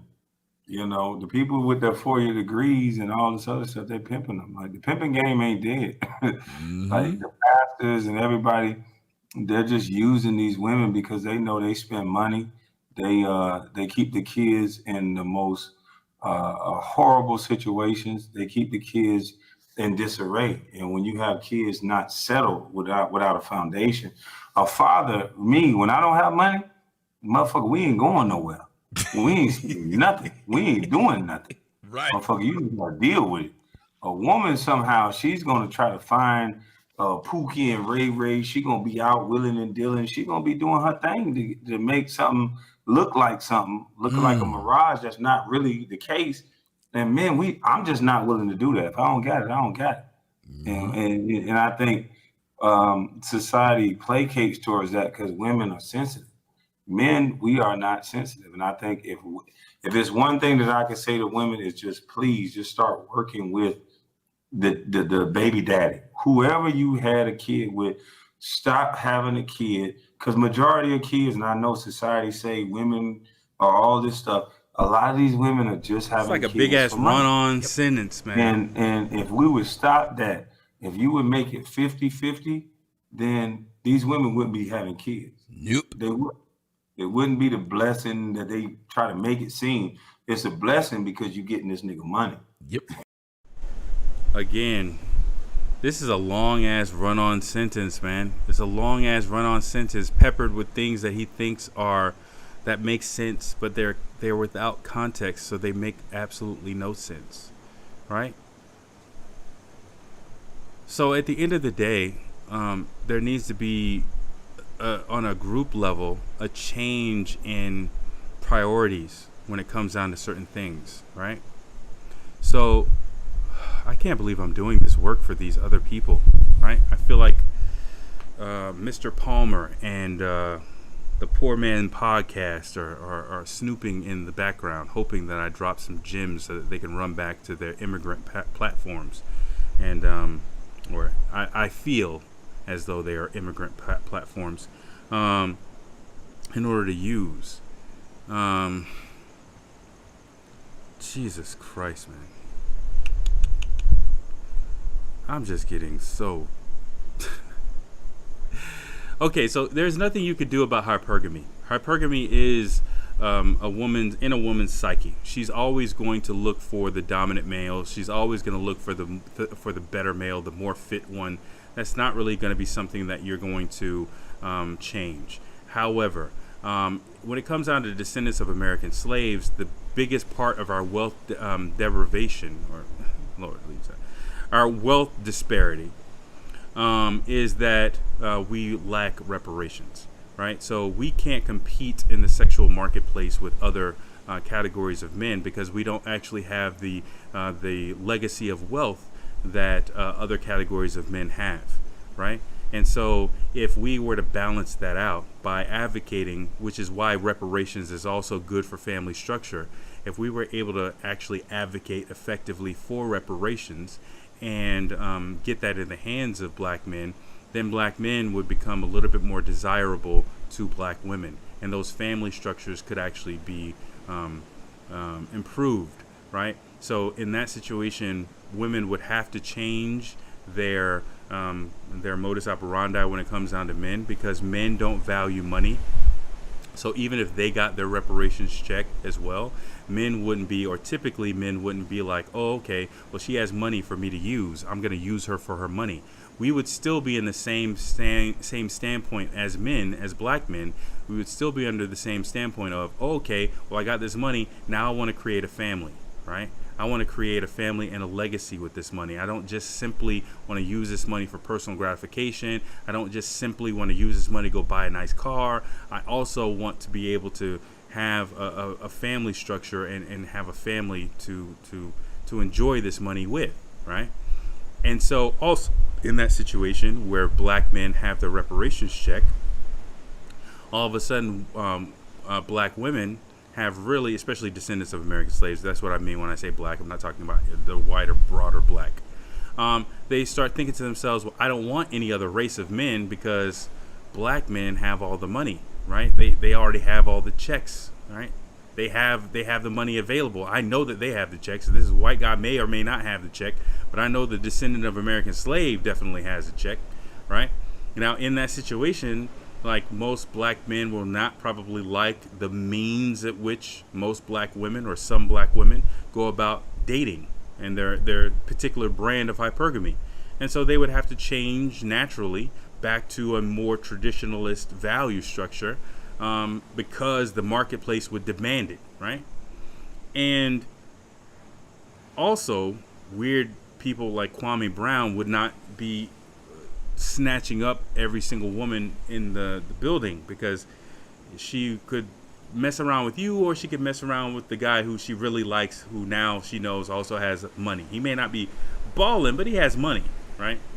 And so that changes the dynamic of things, right? The real change to the black family structure is a change in reparations for descendants of American slaves, not anecdotal individual changes in law that are more beneficial to a man who is accepting of being a victim of white supremacy's goals for his family, right?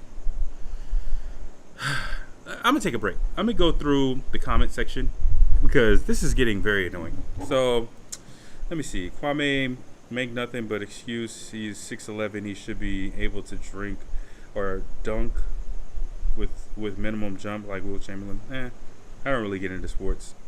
No audio. Yeah, we already solved that problem. Yes, we hear you. Okay, that's when it came back on. Oh yeah, YouTube has been weird. YouTube has been weird. They're making it clear that Kwame and Tommy are the powers to be, aka white supremacy's do boys. Yeah, basically, that's what I'm saying. Like, I don't believe that they're not friends, right? That's what I said in the other video. Like, a large amount of time you have people, Tommy is being the Joker to Kwame's Batman at the moment, right? He's being the bad guy to make sure that Tommy doesn't fall off of his spot, right? He's making sure that all the hate that possibly Kwame is going to get is coming from, is going to him. And it doesn't matter if it goes to him, because most of Tommy's targeted audience is non-descendants of American slaves. That's the only people who can swallow that crap. And then self-hating black Republicans, right? So they're, in my opinion, they're still friends. What they've talked about is a huge amount, almost an hour long, of things that they agree with, right? That's a huge amount of like agreement between one another, right? So I don't believe that they're enemies. I believe that they actually support one another. Kwame has initial videos where, when his view counts was low or regular, responded to his supporters' comments. Now I rarely see him reply to his supporters in his comments. All I see is that Kwame troll account. Yeah. Well, he damn sure. Well, we already proved on my platform that hit dogs do actually holler, right? So hit dogs do actually holler still, because he was the first one to comment on that one video, and he still hasn't commented on any of the points. He's just randomly commented. Yeah, he literally switched everything up. Yeah, okay.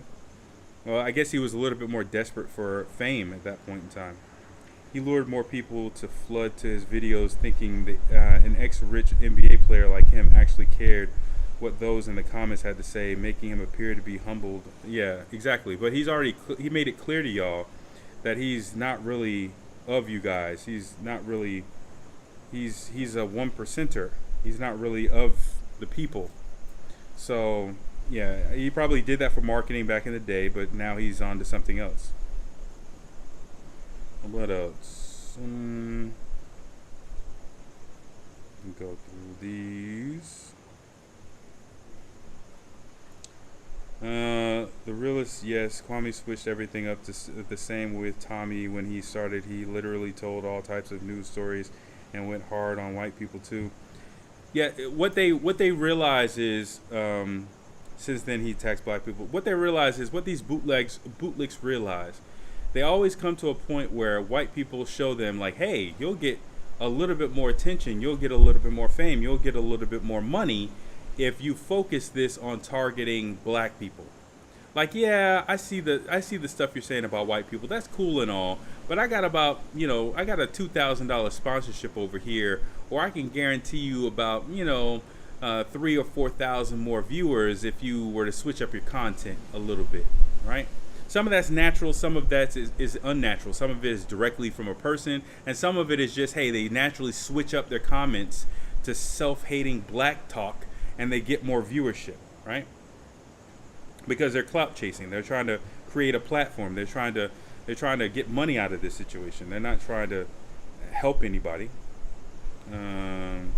Yeah, he doesn't even thank everyone in his super chats. Probably not. Right one. Crazy black woman doesn't mean to totally turn on all black women and run to a non-black woman to get black women back. Likewise, a black woman turning on all black men because of one bad black man. Exactly. I can't turn on black women just because I had a bad experience. I had a bad experience. You know what I'm saying? I would definitely teach my daughter differently. But I can't sit up here and use that one person, think that one person is so powerful as to totally screw me up in the head when it comes down to black women. I know a large amount of black women. If I were really in that headspace right now, I could propose to and I could get married with them tomorrow. Like, honestly, I could probably get married whenever the courthouse is open, right? But I'm just not in that headspace, right? But that's proof to me that there are good women out there, right? Just because I had a bad experience doesn't mean I'm going to globalize it to everybody. The real ISIS, Kwame makes a fool out of those giving him super chats. They think giving him money is going to get a response. Yeah. See, the thing is, let me put it in perspective. I actually think I did give him super chats in the video that was posted up there. There was a video. Let me see which video I did. Because I gave him 3 because I was talking shit about him. And he was ignoring ignoring the regular chat, so I decided to say, fuck it, I'm going to try this super chat thing for the first time. And, of course, he ignored him. I think that was the same one with this chick. Was it? No, it was this one. It was with Eaton Thomas. It was with Mr. Eaton Thomas. Let me look at my super chats real quick, because I think I was going on him with as an immigrant. And then that's when they blocked me or something. Let me see. Let me see.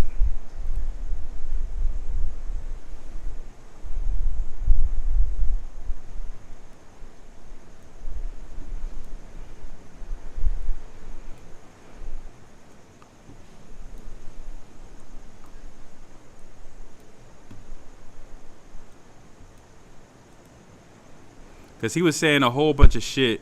Let me pause this. There go YouTube fucking up again. Because he was saying a whole bunch of shit that didn't make any sense at all. How come I can't see or get to the top? How can I search for my super chat?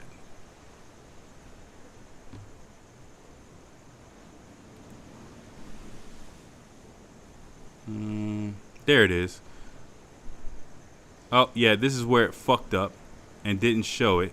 And then I tried it again. I actually made a complaint to and tried it again and then put my comment in there. So I spent like $15 getting my comments out.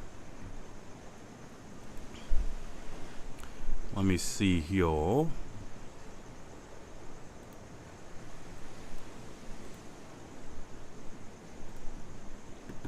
Why is this thing acting crazy?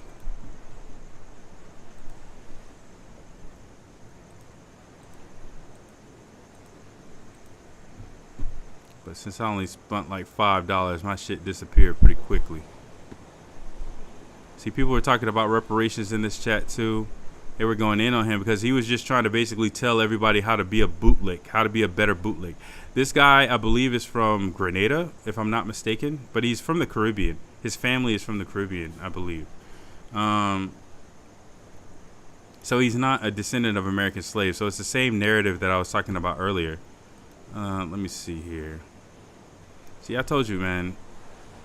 I keeps the I don't want to say receipts because now thought crimes just has me thinking that that's a effeminate word. But I keep a memory of everything that I'm doing. Where is it? Or did it get deleted? It shouldn't get deleted if it's a super chat. Back up. Back up. There it is. Where is that?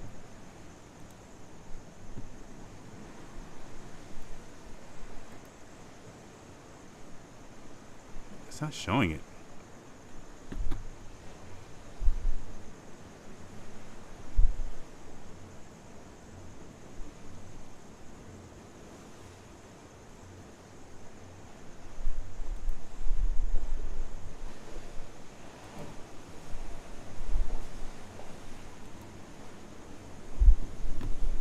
You see that? It's there and then it's going away. What the hell?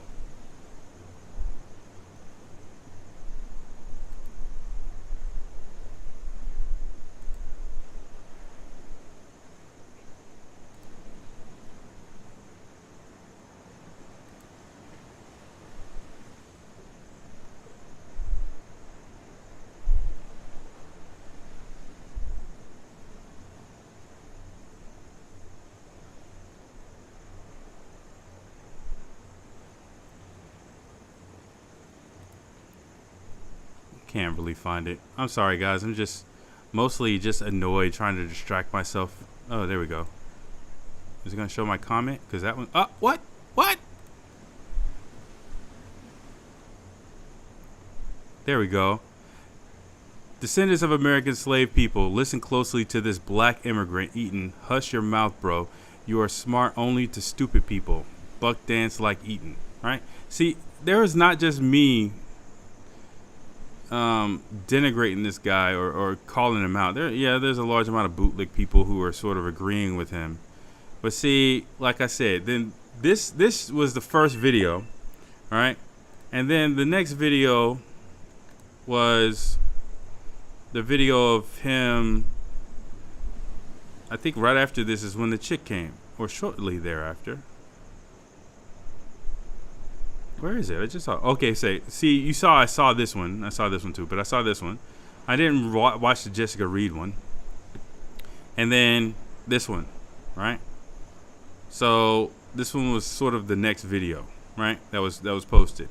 But they were eating them alive on this one. This was my first little thing. Okay, well, this guy is sort of showing his true colors a little bit, right?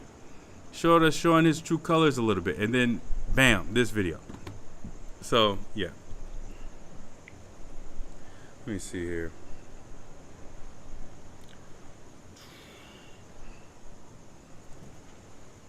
No, let me back up this way. So, let me see here. Super chats, right one. Crazy black woman doesn't, yeah, we talked about that. Yeah, super chats, we just did that. They don't go deep on any topic. They just mention things exactly right. He keeps claiming it was Charlemagne that made it be known that his father did. He also wasn't down with his mom in this video. So what is this saying? His mom gave him good mama cooking. Yeah, it's just a catchphrase that he's just basically running with. It's a catchphrase that brands him as a folksy, down home person. Really, that's all it is. It's not real. It's just branding. That's all that is. In my opinion, it's just branding. That little mama's cooking bullshit. It's just branding. What he's probably not going into is probably all the issues he had with his mom.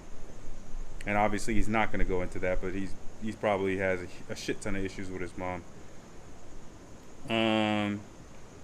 Let me see here.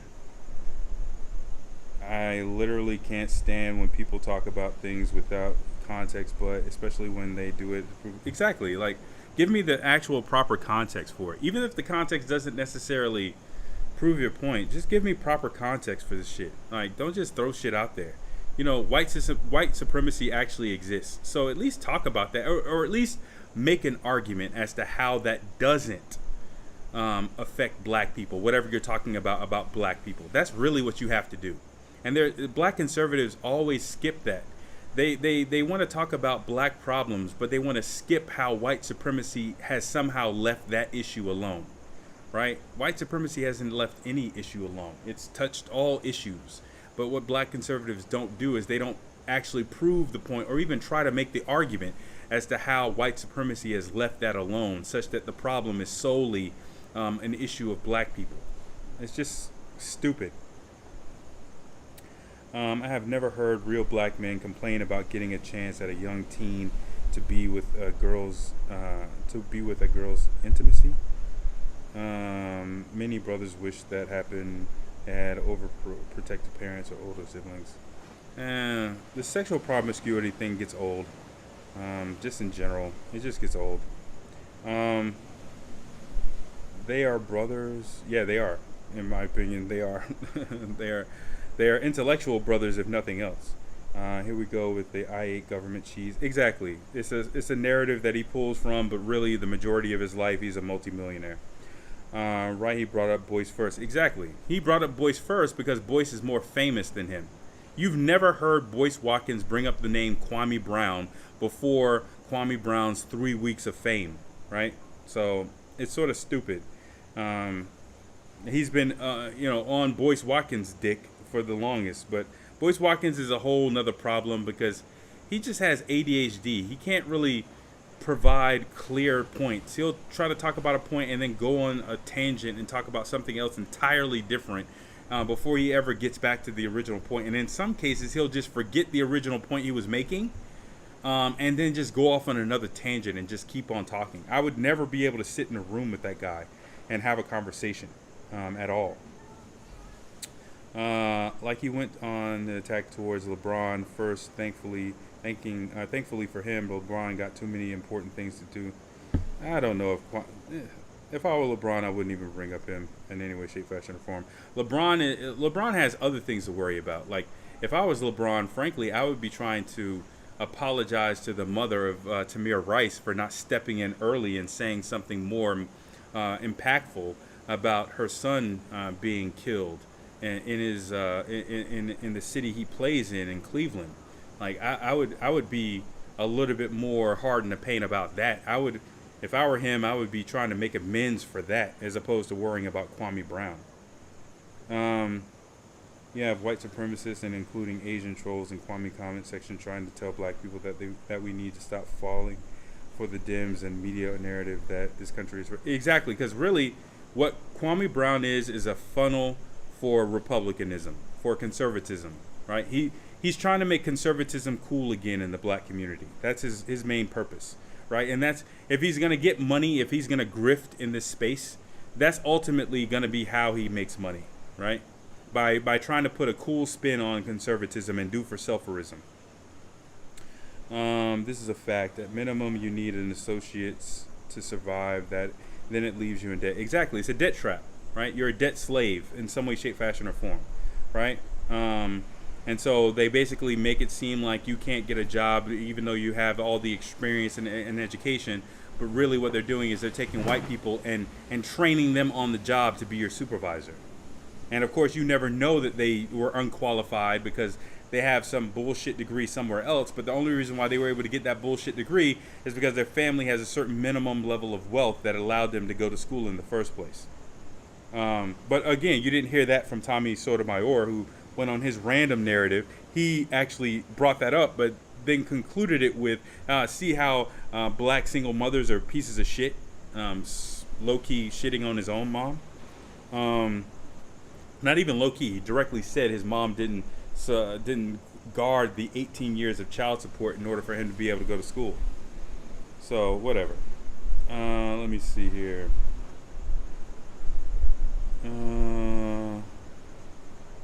Yeah, we already handled the MAGA situation. I'm sorry, guys. I've been skipping these comments. I've been trying to focus on this. Right. No matter how much education or skills black people will always have less opportunity for a high-paying salary with great benefits than white people in the country. Yeah, exactly. So, I mean, my last company, my manager, I believe, was trying to bring somebody into the room to introduce COVID to me, to try to shake me out of my job. I handled the situation, escalated it to HR, and they still fired me for a bullshit reason. So, yeah, it doesn't really matter how professional you are. It doesn't matter, you know what I'm saying, what you do. White supremacy is coming for your ass, and it's going to touch you. And where we see it the most is not on police and police forces. It's actually on our jobs. That's where we deal with racism the most.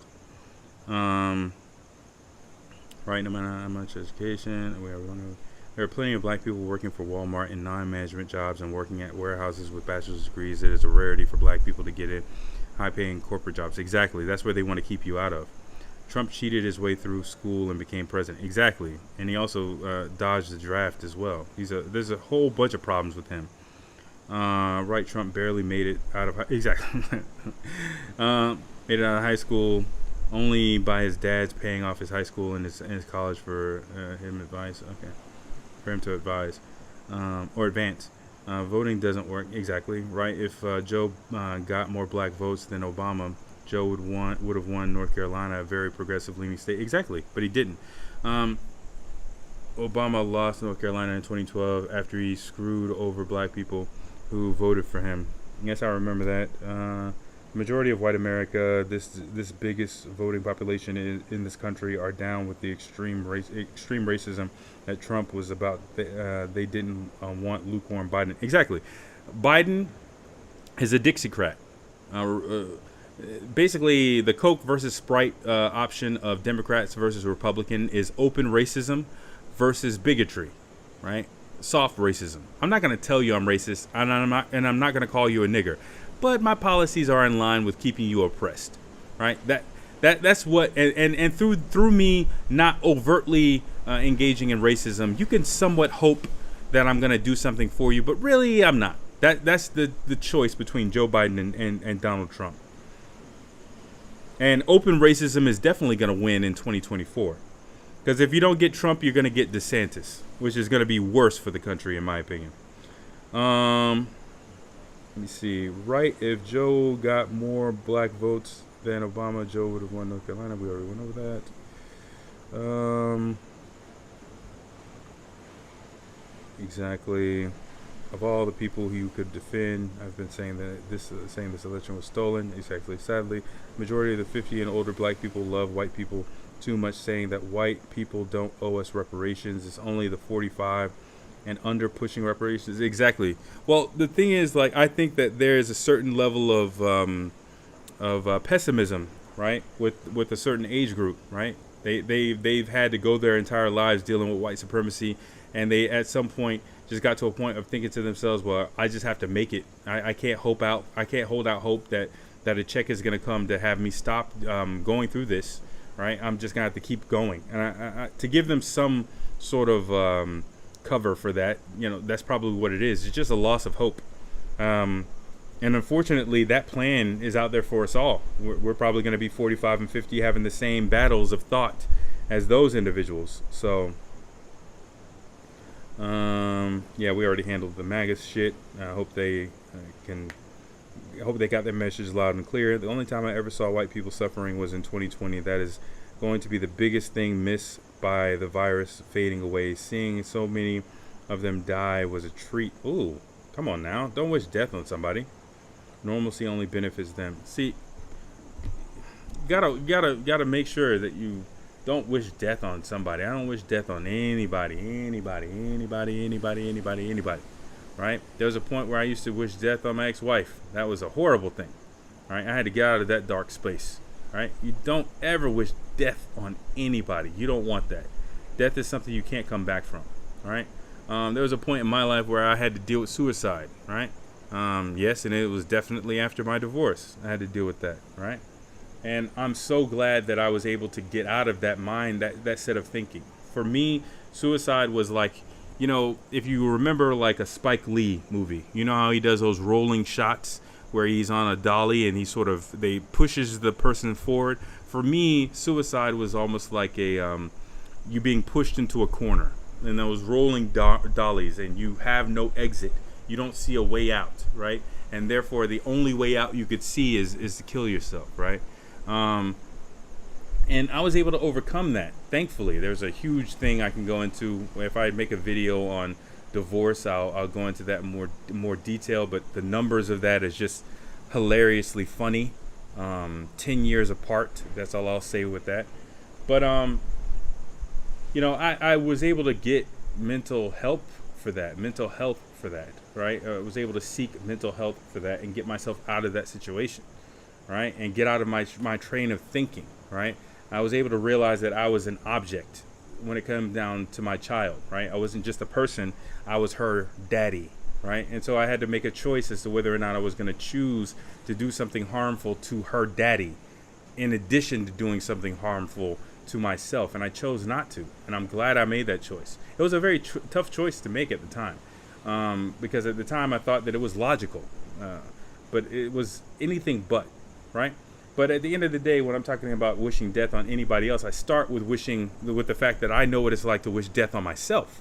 And I can tell you that regardless of whatever I've gone through since making that decision to stay alive, to stay living, to stay fighting, to stay breathing, it's been worth it, right? And at the same time, I don't wish death on white people. I don't wish death on anybody, any group of people. I just wish that they would stop wishing and actually practicing death on me and my people. Right? I would wish that they would stop benefiting from death that occurs within my community. Right? That's what I would hope. That's what I would wish. Right? So I didn't take glory in that, because when we talk about coronavirus, a large amount of us was dying in the hospital more so than them. They just the face of the coronavirus is a dead black overweight man, not really a white lady, which is what they tried to make it the face of coronavirus to be. The real face of death when it came down to coronavirus was black people, right? So when it came down to that, I don't wish death on anybody when it comes down to that. I don't do that. Just me personally, I just don't do that. Trump is still out free. We're ready to go over this? Okay, real classic convenient guys. Yeah. Trump is still out free like the other rich men, despite them doing many major crimes, while the cops are going after. Yeah, because he's protected, right? He's protected. They don't want him to be. They don't want him to be president again, but at the same time, he's protected from any sort of prosecution to a certain degree. I think he cut some deals, in my opinion. He cut some deals, and that's the reason why. Let's see here.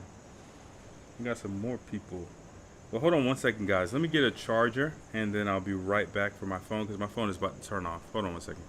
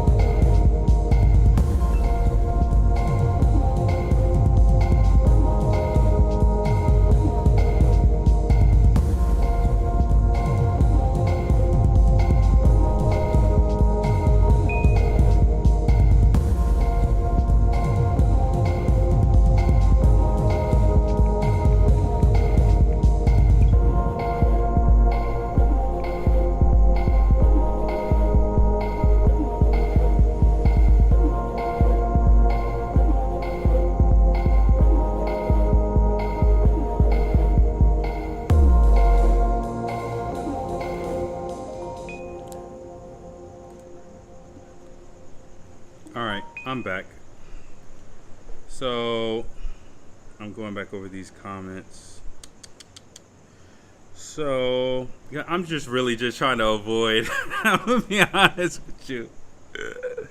I'm really just trying to avoid going over this goddamn shit. I'm gonna be honest with you.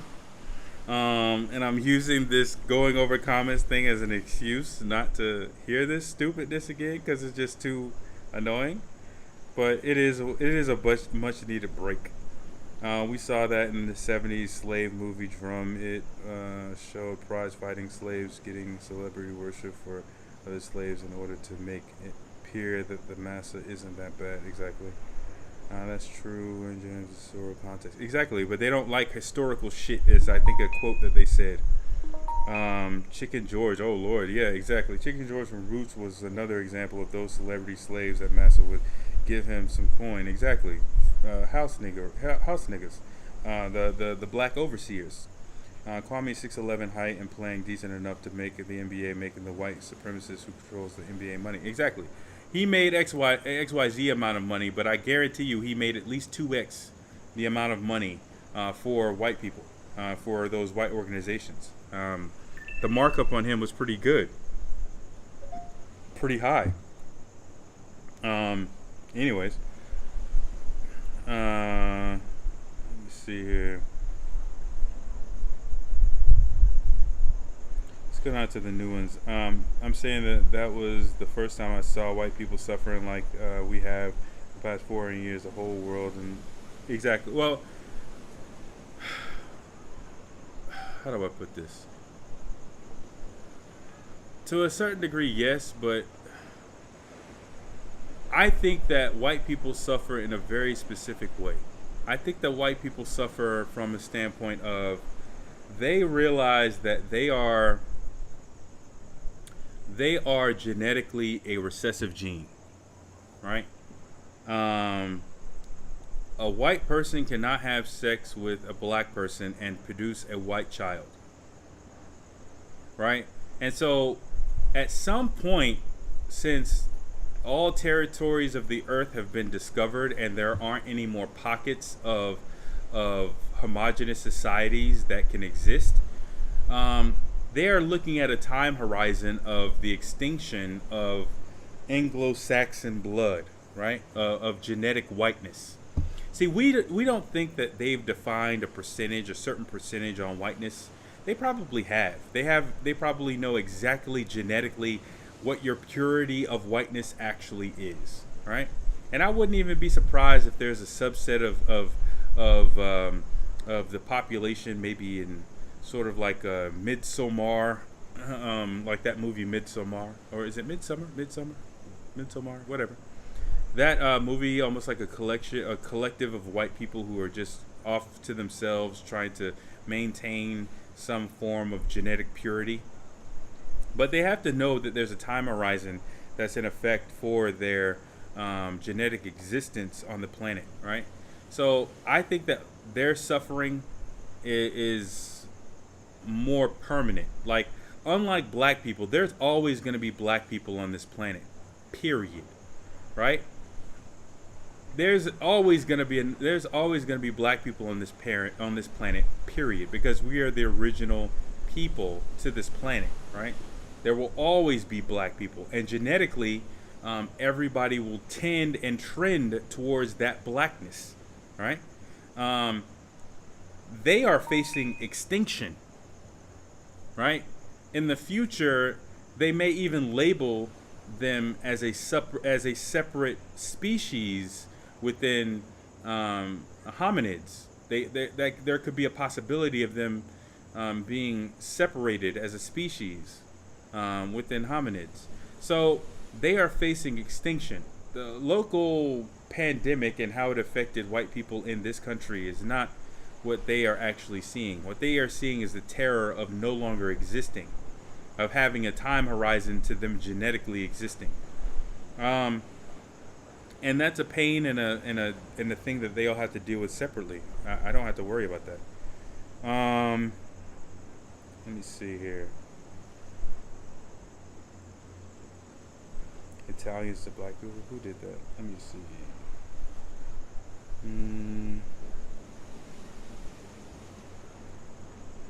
Exactly. I caught that too, real ISIS. All women have baby daddies, and they should actually financially structure it like a portfolio to get maximum profit. What kind of crap is that? That's why they liked Trump. They thought that he was going to end child support and financial help for black women. Exactly. They are attacking it from the men's rights standpoint. Okay, so manosphere and all that bullshit, that's just white. That's just feminism for men, or for black men more specifically. Just like low-key the target for feminism was black women. Low-key the targets for MGTOW and manosphere shit is black men, right? He's attacking it from the wrong standpoint. He's not attacking it from building family structures. He's attacking it from protecting the rights of people who don't really want those family structures to begin with, right? And you're never going to win on that regard. Let me see. Kwame went on a rant about the kid that was shot by the AZN by tossing black men under the bus, by saying how Italian men would have regulated that situation. Oh, really? What situation was that? Shot by AZN. You still in the chat? What do you mean by AZN?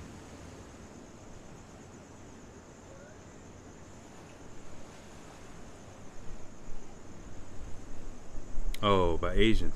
Oh, by the kid. Oh, what? What? No, about the 6-year-old kid? I didn't catch that because I was thinking about. I was focused on Italian. So he said something. He opened his mouth about that. Listen, man. Listen. I can't say everything I want to say about that pull-up situation. I'm gonna say it like this. If I pull up at the drive-thru at McDonald's, I'm gonna get my food. I'm gonna say it like that as a fat nigga. If I pull up at the drive-thru at McDonald's, I'm gonna get my food. So a large amount of people pulling up at the window, but they ain't eating. I'm gonna say it like that. I'm gonna say it like that. I'm gonna say it like that when it comes down to that situation. I'm gonna say it like that. A lot of people pulling up at the drive-thru window and ain't getting their food. They should probably get their food. They should probably demand their food. But that situation with the kid being shot, you shooting kids now, and not only that, but then you getting off on it. You only getting a $10,000 a bond. Get the fuck out of here, man. Get the fuck out of here, man.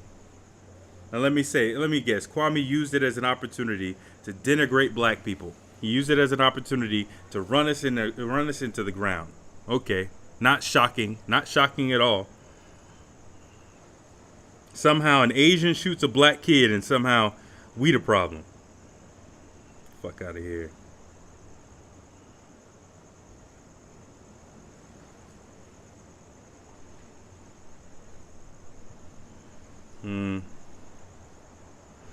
I'll say it like this.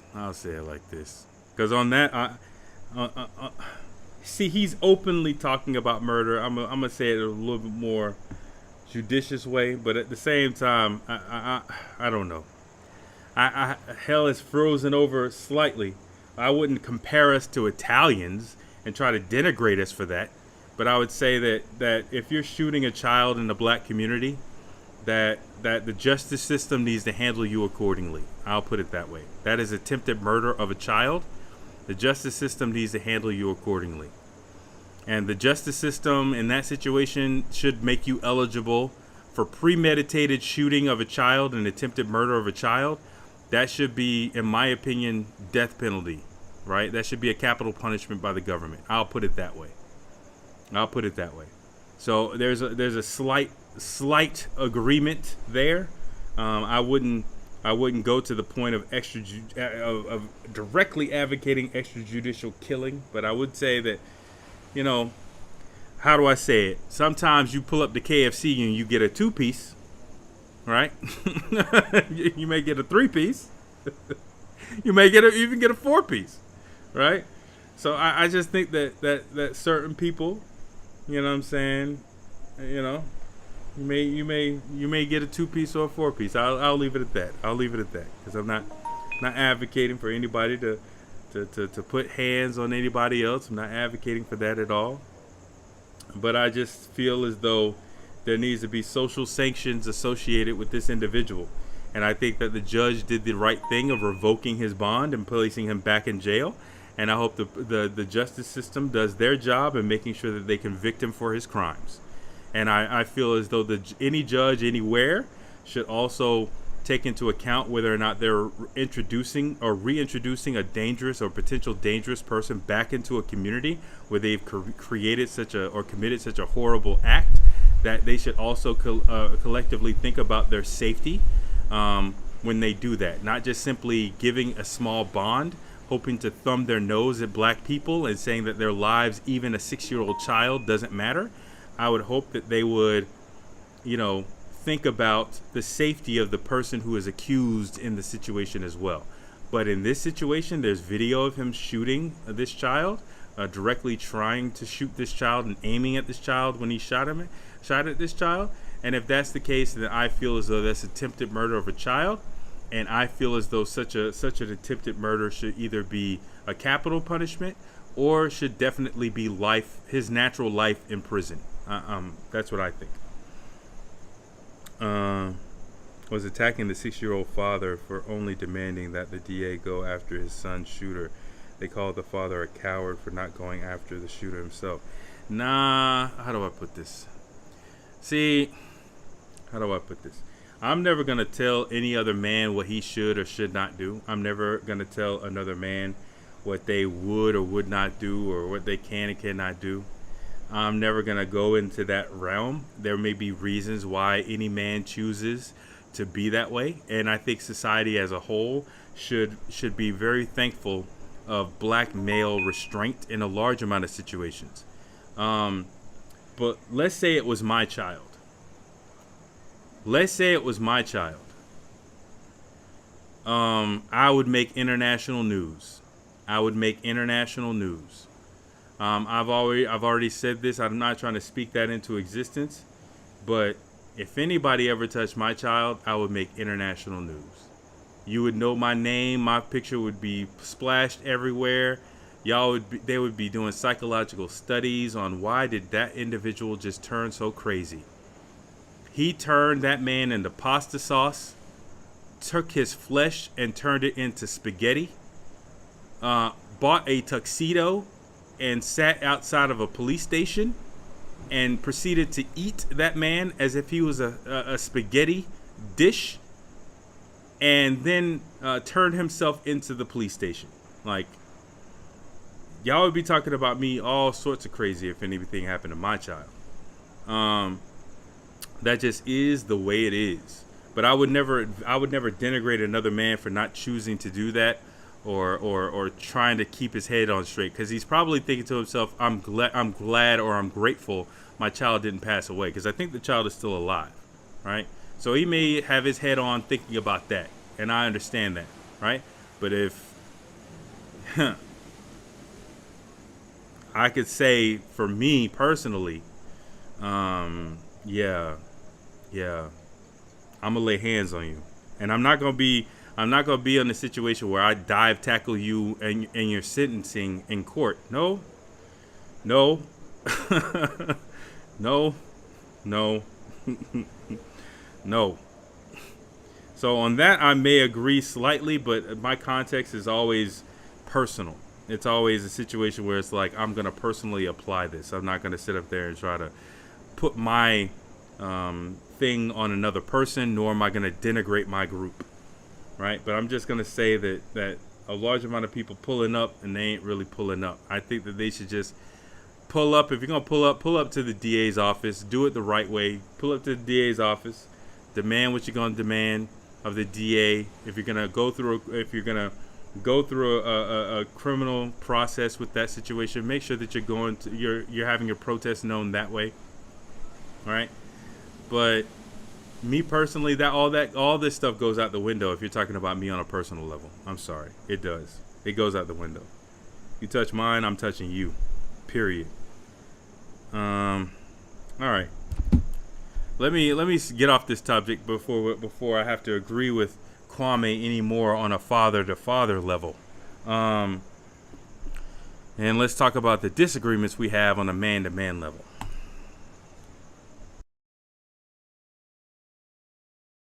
I also told them it's a blessing to you, it's a bill to me. I told them, I said today, and they got mad. I said the majority of men, yeah, we'll fuck you raw, but if we had the same power that a woman have, I'd say 60% of 60 to 70% of the kids who are alive today wouldn't be alive. I'll put that patch on my ass. nigga. I I sucked that bitch I would have put that fucking patch on. I ain't gonna lie. I'd have put it on my ass, my balls, every damn thing else you would find. Shit me. I'm putting a patch on. Oh, They strong on me. It said walk around with a patch bodysuit, just all patched up. Man, I'm putting it in with the patch on. But it's sad, but I think men would be more responsible if we had that ability. I think that's why they won't give us that ability, because they know, yeah, we understand it feel good when I'm in it. But as soon as I get through, I'll be like, ooh, But Tom, you gotta understand something. Do you know the ugly truth that would be exposed if they give men the same options as women? What's that? They're not gonna do that. That would be, there would be women lining up in the street crying, like I said on my video. What a lot of people didn't want to take accountability for is that what I said was true. There was a government shutdown. I can't dictate who do what and go where. I rolled by, I saw this shit. It was wrapped around the goddamn corner in the parking lot. If you made it 50-50 where a woman had a child and they can go to jail for the same thing we go to jail for, shit. Mm-hmm. Man, you'll need 10 more, you'll need 10, 20 prisons in every city for women. Yeah, Wright Street would be, they'd have to put women over there in Wright Street. They'd be all in Gwinnett jail. They'd be over in DeKalb jail. Again, this is a problem. You're attacking this from the wrong side, right? You just want to have destroyed families and have it be cemented with rights given to fathers to allow that situation to be cemented. I think that you could actually argue for a large amount of those things, but going through the healthier route of advocating for healthy families. They're assuming that they'll get to the point of having healthy families if they go through this situation, right? If they go through, for instance, what he's really alluding to here is the whole idea of financial abortion, which I wouldn't be even surprised if they bring this up directly. But he's talking about essentially financial abortion, or if he's talking about like automatic 50-50 custody, right? Yes, I believe in some of those things, but at the same time, you're attacking it from the wrong standpoint. You're attacking it from the moral low ground, not the moral high ground. The moral high ground identifies why broken families exist in the black community in the first place, and therefore your attempts to repair the situation comes from wanting to repair and improve black communities. It'd be full of women, because women aren't held to the same fucking standards that men are. They don't even, and I said, what's messed up is I did a video and the man said, you know, women have the option to, if they don't feel like they can raise the child, they can leave it at the fire station. They can leave it at the hospital. A woman who gives her kid up for adoption, nobody ever says, you a deadbeat mom. You didn't give a dime to that kid. Mm-hmm. Man walks away from a kid, they killing him. Even if he paying the child support, they still kill him. You a deadbeat. That kid needs you in his life. Well, what about these women who able to just willy-nilly kill a baby because they want to? So if you didn't lay down with Kwame Brown, if you laid down with me, you know you ain't gonna get no really big check. So you fuck around and you have an abortion. But you lay down with Kwame, you having that motherfucker. It don't matter if you knew him for 10 minutes. That shit over with. Now don't tell them women that now. That shit over with. Say them days are past. That shit is blast for the past. That shit over with. Nigga, they know it's a savings account. They trying to get into that. They trying to get into that motherfucking pension check. They trying to get it. I ain't take it yet. I'm waiting. I'm 50. I can take my shit. I'm gonna be the best looking 50-year-old nigga you ever seen. But if you think about that's what's crazy. It's like so many people talking. It's like, listen, I got it figured out. I don't want to sound like that, you know, but I got it figured out. I've been had it figured out. Like I'm not the guy to do all that arguing. Like I know what I'm gonna do in a stressful situation. So I'm not trying to argue with you. I'm trying to get the fuck away from you. So it's like when I see all these dudes belly aching and crying, and I see all these women crying and all this Trump shit, it's like, damn, when I see you not taking the steps, like you don't Yes. got no goats in your yard, you don't got no chickens, you don't got no hens, you ain't doing nothing but talking about somebody that ain't talking about you. I don't respect that. I'm sorry. Mm-hmm. Like, You ain't got no goats, no chickens, no hens in your yard. I don't know what the reference is there, but whatever. I'm from the era, like when that old man told me the truth. I ain't gonna say that old man, that Mr. Mosley told me the truth, and I respected that. I felt Yep. like he loved me at that moment. He told me the truth. So when I try to tell people the truth, like, oh, if that's what you're saying is what's going on, then you need to be doing this. Then if you're not doing that, I don't want to hear nothing else you're talking about. It's a And question. we don't do that as a culture. We don't do that. It's a question I always want to ask you. Nigga, how do you stay at the Holiday Inn? You know them beds is too small. What's happening?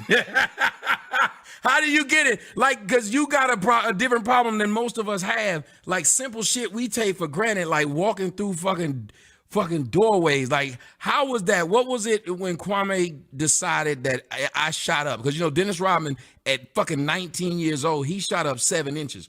What was it being you at a young age, and now everybody's salivating over, oh my God, he's tall, we can use him, and then coming from the background that we came from, a lot of times you don't even know you're being used by the people who are trying to. How did that? You started off talking about the Holiday Inn and then moved to there. What the fuck are y'all talking about? Right. Well, I was going from the beginning. I was a point guard when I went when I was in the when I was in the 8th grade. Me and a guy Franco, we were guards in the back court. And by the time I got to the 8th grade, I grew 8 inches. I went from 6 foot to 6'8". Damn. And I had bad knees and everything. My 9th grade year, I wasn't on the map because I was going to doctors. I was just getting braces for my knees because I grew too fast. So by the time my sophomore and junior year, I hadn't grew into my body, but I still had the point guard skills. So that's what made me unique, is that I was so much faster than everybody else. And but the part about being used is like, that's the funny thing. Like people always say, and I know a lot of women said, "Oh, well, how would your mama feel about what you were saying?" I'm like, you wouldn't want to know what my mama would have said about your ass. 'Cause when I became the good son, it seemed like women protect the good son. She told me, "Don't you mess with them piss tail hoes." That was her thing. She called them piss tail hoes. Mm-hmm. Don't you have them piss tail hoes pregnant. My mom would give me condoms. Before she got saved, no lie, she would give me condoms. Because Don't they you realize, get them piss tail hoes pregnant. but they realize, here's what I've always said. I wish more mothers would tell their sons what we tell our children. I know you, like you said, you would tell your son, be like Kobe more than you be like me. And it was funny, I said the same thing. I said, I would tell my daughter, don't get a man like me. Get a man better than me, because I know my shortcomings. But it seems women will not tell their sons the thing that'll help them. Right. They won't tell that. My mother never told me, don't get a bitch pregnant because she'll do you like I did your daddy. And she'd have told me that, I wouldn't have been in child support court for the years I was in that bitch. Why is it that women won't tell their sons that story? It doesn't really matter. I think you're asking for indoctrinated women to pass on that which would break the cycle of indoctrination, and that's not how the cycle of indoctrination works. So they're never going to tell their children that which would actually may help break the cycle of indoctrination. But regardless, you don't break a cycle of indoctrination like that. It's not broken like that. She is within a system, right? She's within a system that has individual caveats, and those individual caveats didn't allow her to see what system she was in. The best way to handle the situation is to realize what the ideal is and then compare yourself to the ideal, right? So, and that's what you should do with your children, and tell them like, hey, this was the ideal and this is why we fell short. This was the ideal for us to stay married and be in a family for you, child, but this is the reason why this family structure broke, right? That is the best way to do it. And for both parents to realize and be honest about that, not sit up there and try to make somebody afraid of forming families because of the threat of financial slavery in the form of child support, right? Because they want to. It's like women get validated through their kids. Men don't get validated by being a good dad. You can say I'm a dad. They'll be like, I don't give a fuck. Women say I'm a mother, and that's some type of thing. You know, I have custody of. Well, I don't have custody of my son. The strange thing is, I got my son. I was in Connecticut one day, right? I'm in Hartford, Connecticut. I drove up there. My son' mother called me. He got hit with a hammer. She's about to send him to jail because she cornered him and said, "You about to get me arrested, and my other son's about to lose their mama." So when the fire department, she had so much strength, she made the fire department and the police get out. And she cornered my son and said, "I'll fucking kill you in here." After she hit him with a hammer. And so I said, "Oh shit." So when she called me, I drove all the way from Connecticut to Florida, damn near Miami, Florida, to go get my son. I was there the next morning. And now, you know, the CPS agent that I was trying to talk to get her to get something to happen, they stopped responding because she worked for the government. Now, name a man that could beat a kid with a hammer and nothing ever happened. Nothing happened.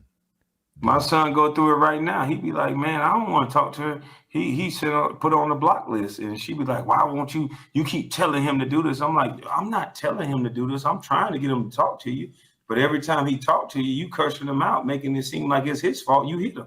Mm-hmm. I don't know if you saw the show with my cousin when he was on here talking about. See, that's what I'm saying. I think the only small, you can never disagree with anybody completely, right?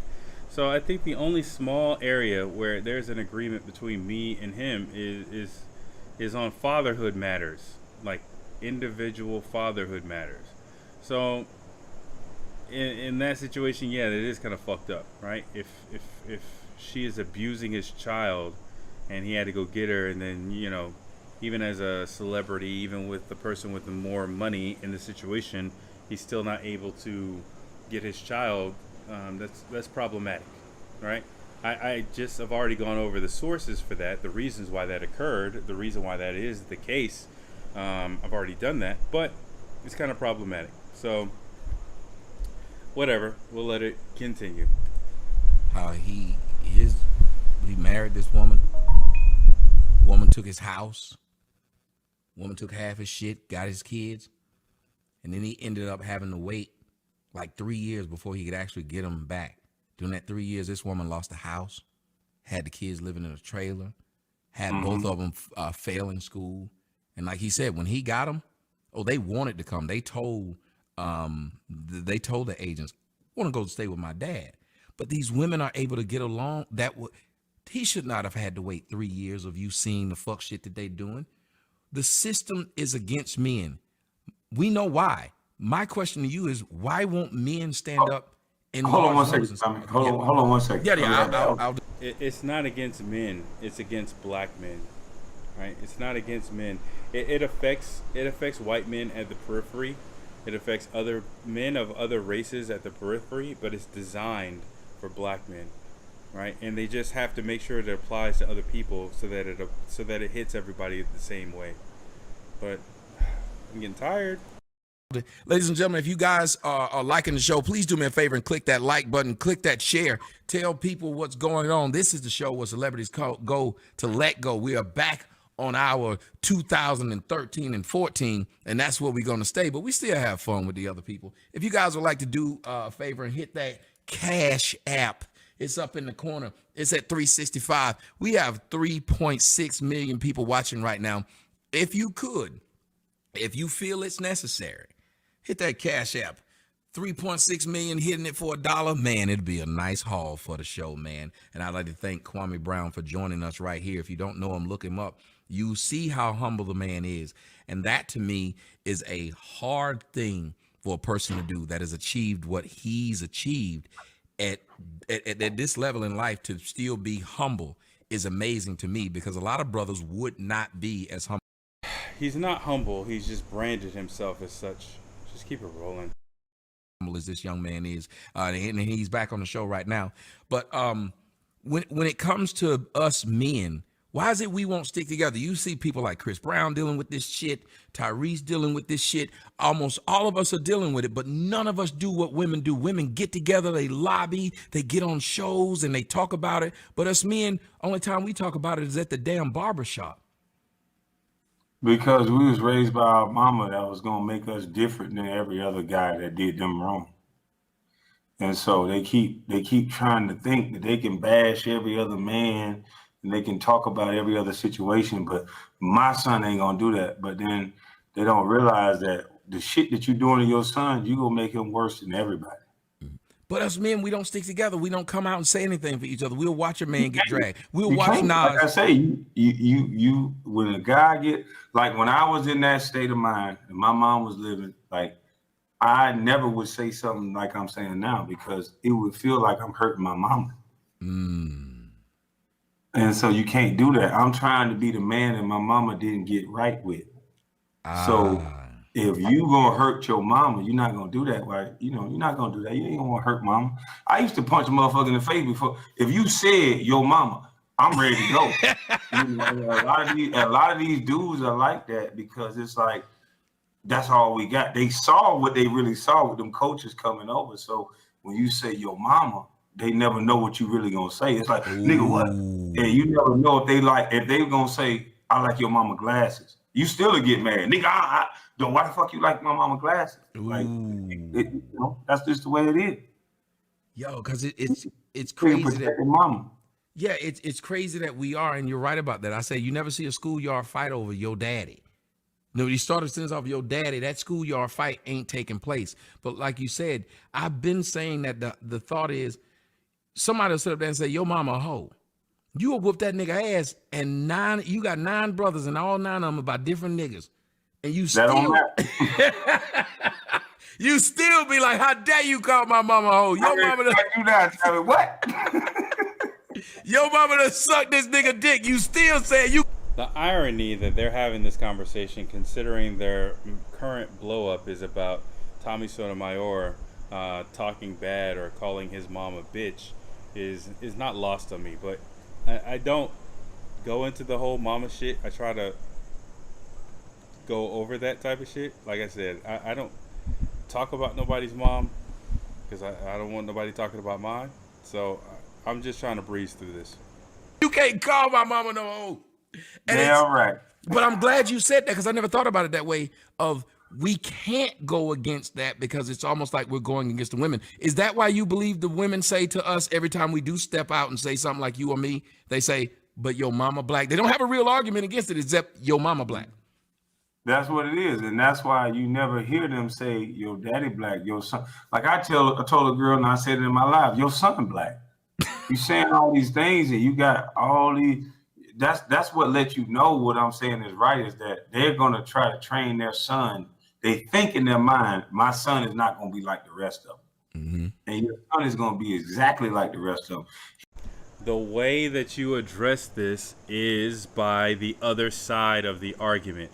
The way that you address this is by saying that the black community, the descendants of American slave community with a history of those family structures being torn apart, need healthy marriage, male-led married structures, married family structures, or healthy co-parenting structures. So what that means is, instead of you talking about this and this side of the argument, right? This side of the argument, you could actually be talking about things like, let's zoom into something, right? What if every single man who dates a single mother, a black or descendant of American slaves who dates a single mother, says to that single mother, hey, you need to have a healthy relationship with the child's father if we're going to be able to be serious. Right? If you got him on child support, if you got him on this, you got him on that, and y'all don't talk, y'all don't have a healthy relationship with this child that's involved, I can't deal with you. Right? I cannot deal with you. If you have a healthy relationship with him, then yeah, we can get together and we can have a relationship. But if you don't have a healthy relationship with him, then you need to fix that relationship first, because your child comes first, and therefore you having a healthy relationship with that child's father comes first. Right? And at the end of the day, if it's to the point where you can't get in contact with this person and you can't do this and you can't do that, then the easiest way to prove it is to try to track him down to see if he'll sign away his rights for the child. If he'll sign away his rights for the child, then hey, we don't have to. You don't have to focus on that individual anymore, and I can let you.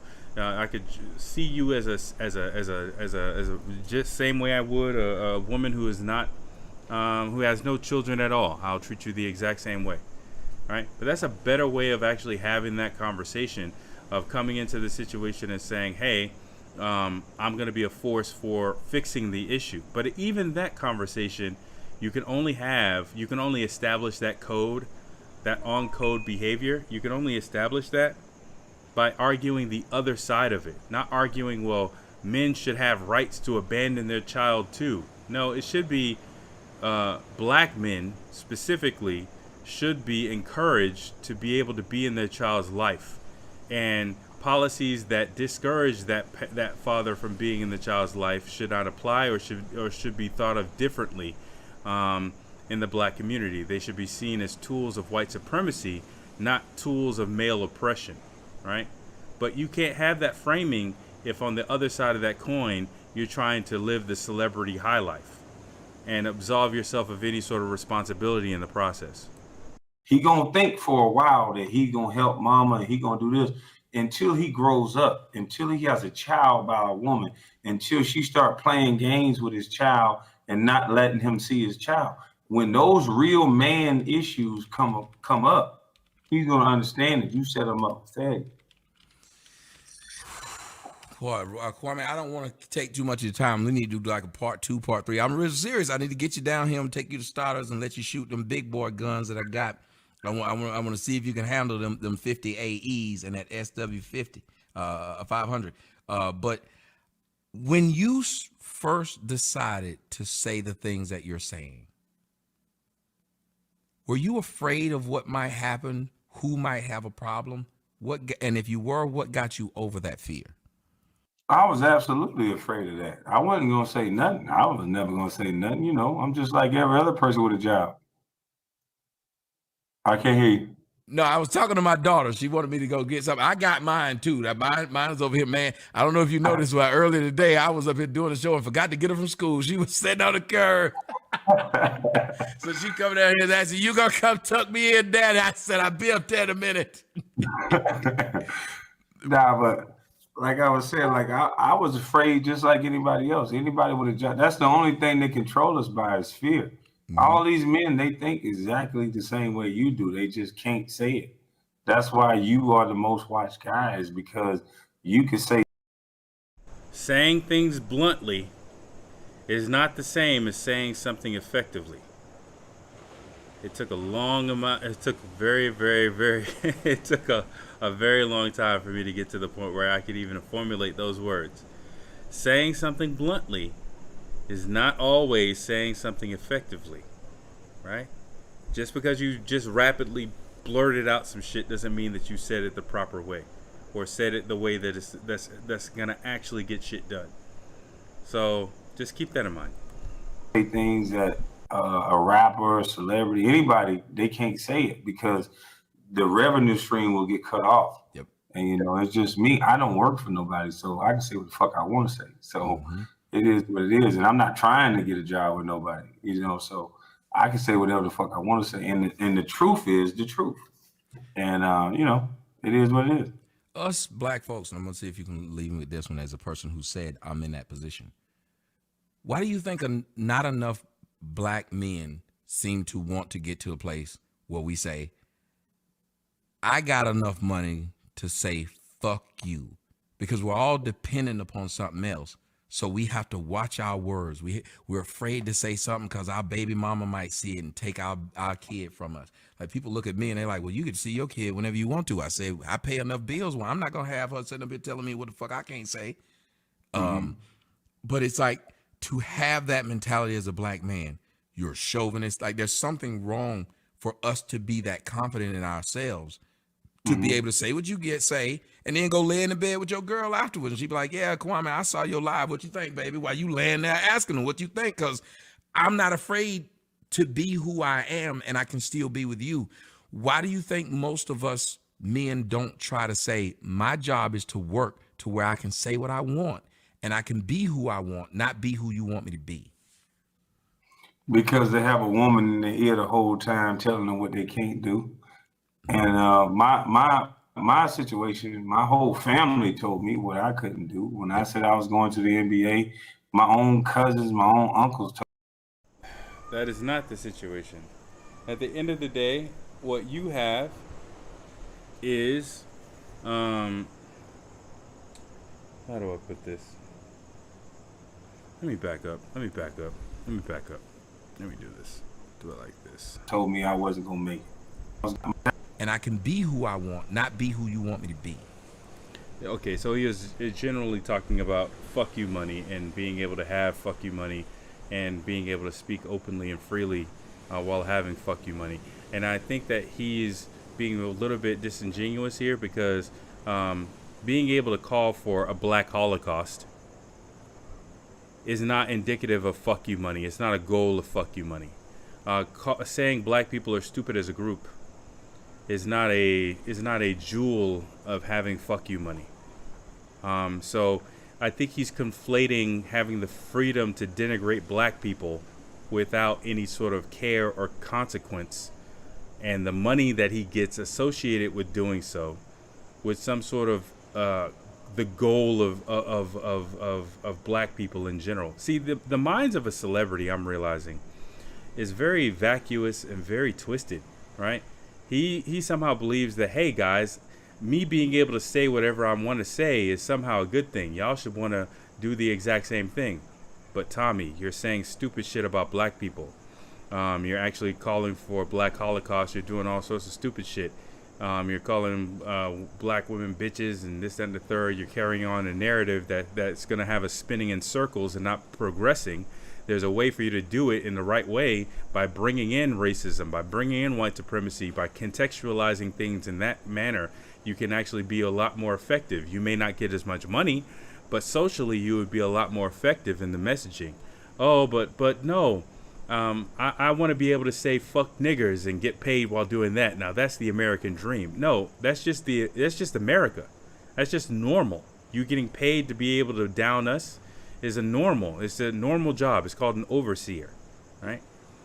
But they don't get that. They don't get that at all. because they have a woman in their ear the whole time telling them what they can't do. And my situation, my whole family told me what I couldn't do. When I said I was going to the NBA, my own cousins, my own uncles told me I wasn't gonna make it. So, it's just you have a family, you have a generation of hurt people telling you about their shortcomings. Then if nothing ever, if they never saw success before, it's not gonna happen. And most men are only gonna go as far as a woman will let them, because a lot of them, they think that they can't make it without a woman. So they definitely not gonna be able to lay in the bed with a woman because of that guilt. The woman ain't gonna let them lay in the bed. If they ever say something strong or positive, they're not gonna be able to lay in the bed. That's over with. And it's a shame that we get to that point that we look at each other and we don't speak the truth, and we're afraid of speaking the truth. We don't speak the truth to each other, and then we don't support men when they finally do something. I had that same thing happen. A bunch of people tell me you can't do, it's not gonna happen, you can't do.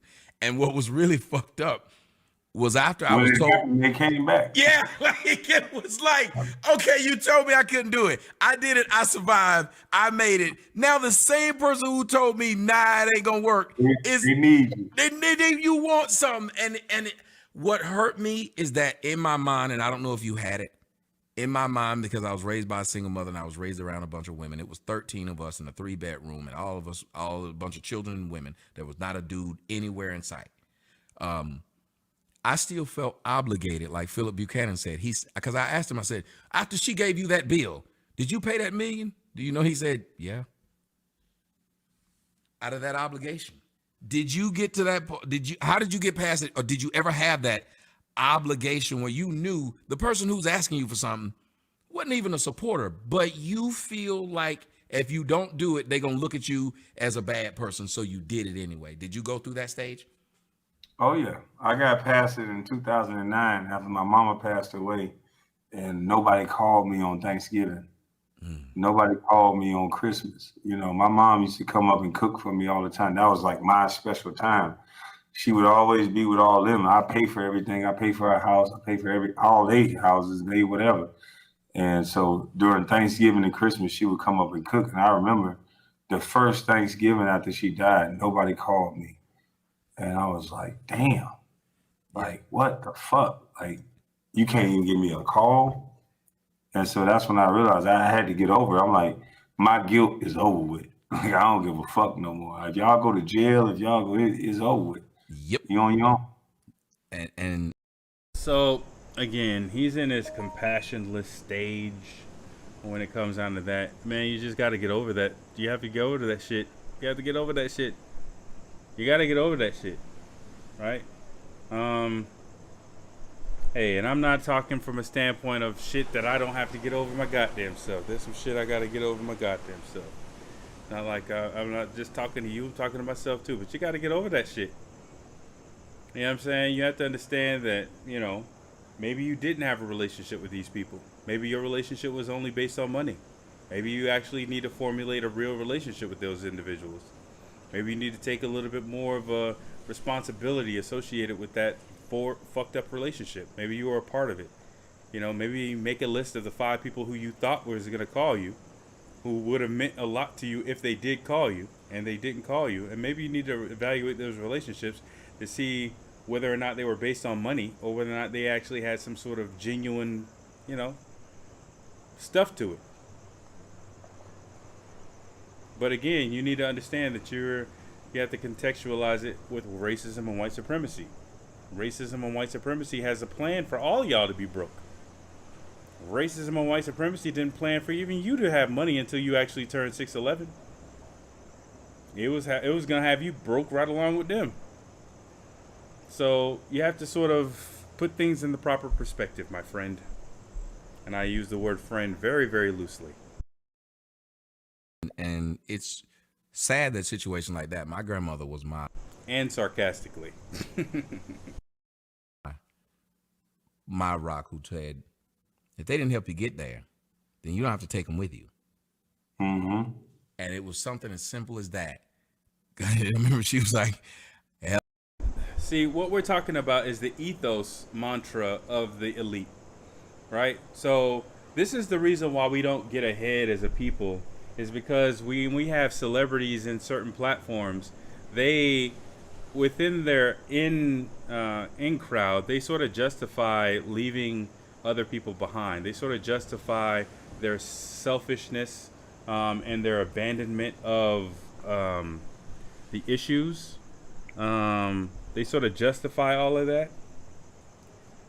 And in so doing, they sort of keep up a sort of a mantra within their clique of, yeah, once you get to a certain point, don't help out your family, don't reach back, don't do anything for them. But some of the best things that you could do for them is non-financial. Some of the best things that you could do for them is to highlight their story on a national stage. Some of the best things you could do for them is to say how their story and their issues that they're dealing with is not unique to them, that it's also something that other people deal with, and to highlight that narrative and elevate it, right?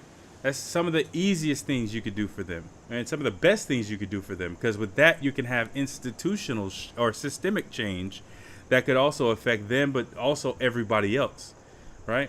But rich boule niggas don't think like that. They just think about, oh, you're trying to get in my pockets. Hell, if I could get away from them niggas, I would too. You know? And I think people don't understand how it is in the South. We always have somebody in the South that just don't give a fuck. Like, you know what I mean?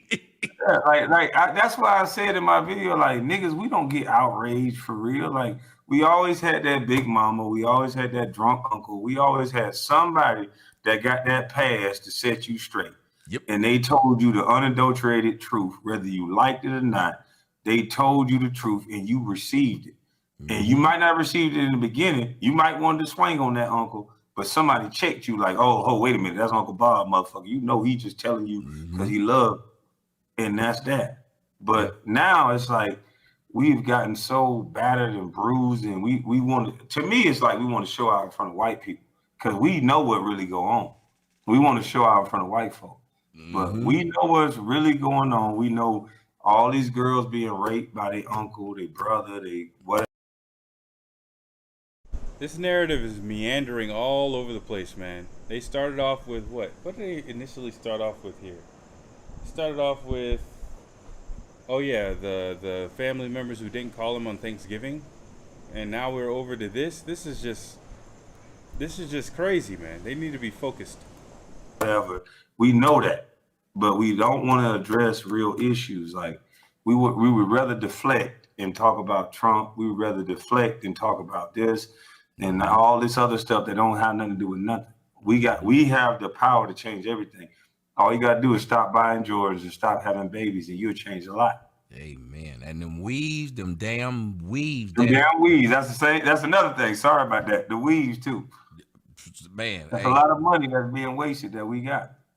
I want to. Again, they're talking about shit from the low side. They're not talking about it from the high side. They're talking about it from the moral low ground, not the moral high ground, right? It's not as simple as stop buying Jordans and stop having babies, right? First of all, stopping, if descendants of American slaves just all of a sudden stop having babies, that would be a huge problem, Kwame. I don't think that that's really what you're advocating for, unless it is, and in which case you're very stupid. The point is to have healthy family structures. That's the point.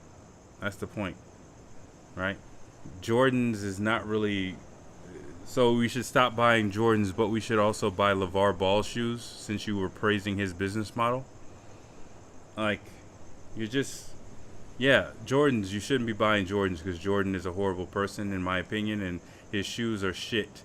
And a large amount of people have died over his shoes. That's the reason why you probably shouldn't buy Jordans, in my opinion.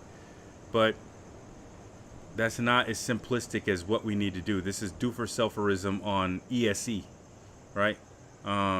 White supremacy and institutional racism has a large amount to do with what we deal with on a daily basis. And factoring that in explains why we have to deal with it, as well as explains what the actual solution is.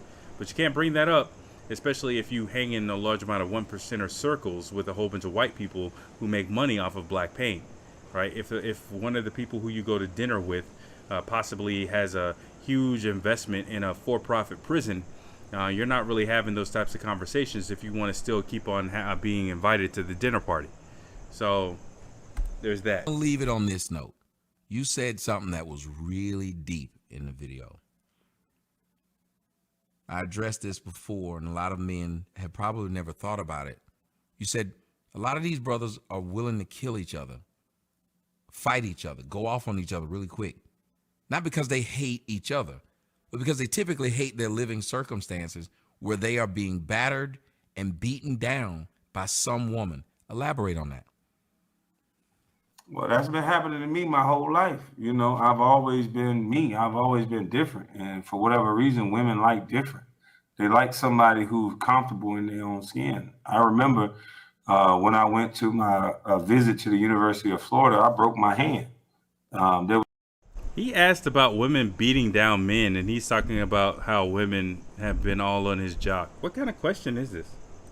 Some big crazy ass football player who I guess his girlfriend and him was having issues. When I go on a visit, and the girl tried to talk to me and my friend, and he came up and punched me, and then his friend punched my other friend. God. And we were rolling down the goddamn steps, and then, you know, after the bouncers took us outside and he went to bed over his old lady. See how he took that nap. He went to bed. So it was like, I hope the brother don't see this and remember who I am, but he went to bed. That's how I broke this knuckle. So I broke 2 knuckles on my hand before I got drafted. So it's like, these dudes, I've been like that my whole life. I always been me. And it's just like, I don't know. Dudes fight over women. That's all I can say. Mm-hmm. Like it was so many of us. I said, if these dudes had power at home, they wouldn't spend so much time trying to fight each other. What it is that's the anger they have. The pent up anger at their mama, the pent up anger at their girlfriends, the pent up anger like the Antoine Fisher story at these women as have taken advantage. And you got to remember, we don't get to talk about these older women who take advantage of us. If they do it to us, well, we got lucky. But they don't understand how much it changes. Like that, when it happened to me, changed the way I even viewed and interacted with women, because I was too young to be dealing with a woman. But they don't look at us like that. And I think they just don't respect men. We're like mules. And they don't even treat us as good as mules or a horse, because at least you brush a motherfucking horse mane and get a nigga a carrot. You know what I'm saying? We don't even get that shit no more. I mean, it's crazy. It's like, that's the same thing. It's like I remember you said something before. You said, men, we usually be honest. We usually will accept your criticism and we will change. And the crazy thing is, when I made that video, my cousin, some of the shit that I said applied to him. He called me. He like, yo, motherfucker, I know you was talking about me. I live with my mama, but motherfucker, I'm finna change that. He kept it real. I had a brother that, you know, he said what he said. His wife was talking to him a little way. And he was like, motherfucker, you right. I'm finna change this. So it's like, it made me feel good to just say something that can help somebody in real life. Because I don't care if you're a man, woman, whatever, you shouldn't be talked to that type of way. You shouldn't be made to feel that type of way. And I think so many times it's being pushed just because you're a woman, you get to be right all the time. Just because, like, a lot of times women feel like it's offensive for a man to say anything. And like, you know, I don't get it. Like a lot of the stuff that I see, if men say the stuff that women are saying in the media, it would be over. Yes, sir. You know, men will be in jail. You can't do it. Hey, This is all filler babble. I'm just letting it play. ladies and gentlemen, I don't want to take up too much of his time, and I got a baby to put to bed, but I tell you, this has probably been one of my best interviews that I've ever had, because just to be able to talk to somebody who just don't give a fuck. When I talked to TD Jakes, he gave a fuck.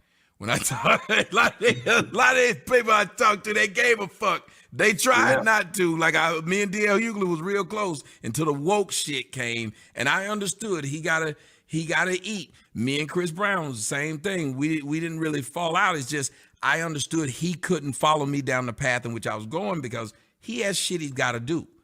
But it's really nice to see somebody say, "Look, fuck it. This is what it is." Because if we can start getting more brothers together, especially brothers who... Brothers is not a substitute for descendants of American slaves or any actual lineage camaraderie there. It's just a whole bunch of boule celebrities clicking up together. don't give a shit, got their own stuff. Because I tell people all the time, and a bitch can put me out of nothing. Can't put me out of my house, can't put me out of my car. And that's one of the greatest feelings, when I can tell you to get the fuck out. Like I'm telling you, that's a great feeling. And I think what would change is if more black men took the opportunity to say, build myself first, get my shit together, have it to where nobody can tell me what to do. Then I can have freedom of thought, and I can actually put what I know is right into the air and into my family. And I'm glad that you brought that up. That's called do-for-selferism. It's also called anti-gravity bootstrap levitation. It's not going to happen, right? You're always going to have to deal with white supremacy and institutional racism because it's white supremacy and it's institutional and it's therefore systemic and endemic. So, yes, it's a nice goal, but it's never going to be obtainable on an individual level while dealing with the system. All you're going to have is exceptions to the rules, who show some level of wealth, but really they only show levels of wealth because they've aided in that white supremacy structure. He's given his soul or his life to the bread and circus of the NBA, and this guy is basically Uncle Ruckus's bastard child, and made a platform around being that, right? So the exceptions to the rules don't actually do anything about the rule. So, yeah. Out here, I want to give you the last word. Tell them where they can find you at on social media, and we got to do this again, man.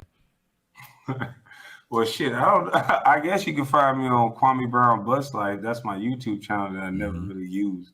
I guess I'll start using You it got to now. start using it. We're going to start doing some simulcasting. I'm going to get you over here in the studio since you out here you in Georgia. I'm going to get you out here. We got to get you to using that way more often because, dude, you spitting the truth. You spitting that fire. When I was watching, I was like, damn. Like, I was just sitting up there. I was punching air the way you were speaking, and we need more men to be able to do that, man. Well, I just wish that motherfuckers would understand that.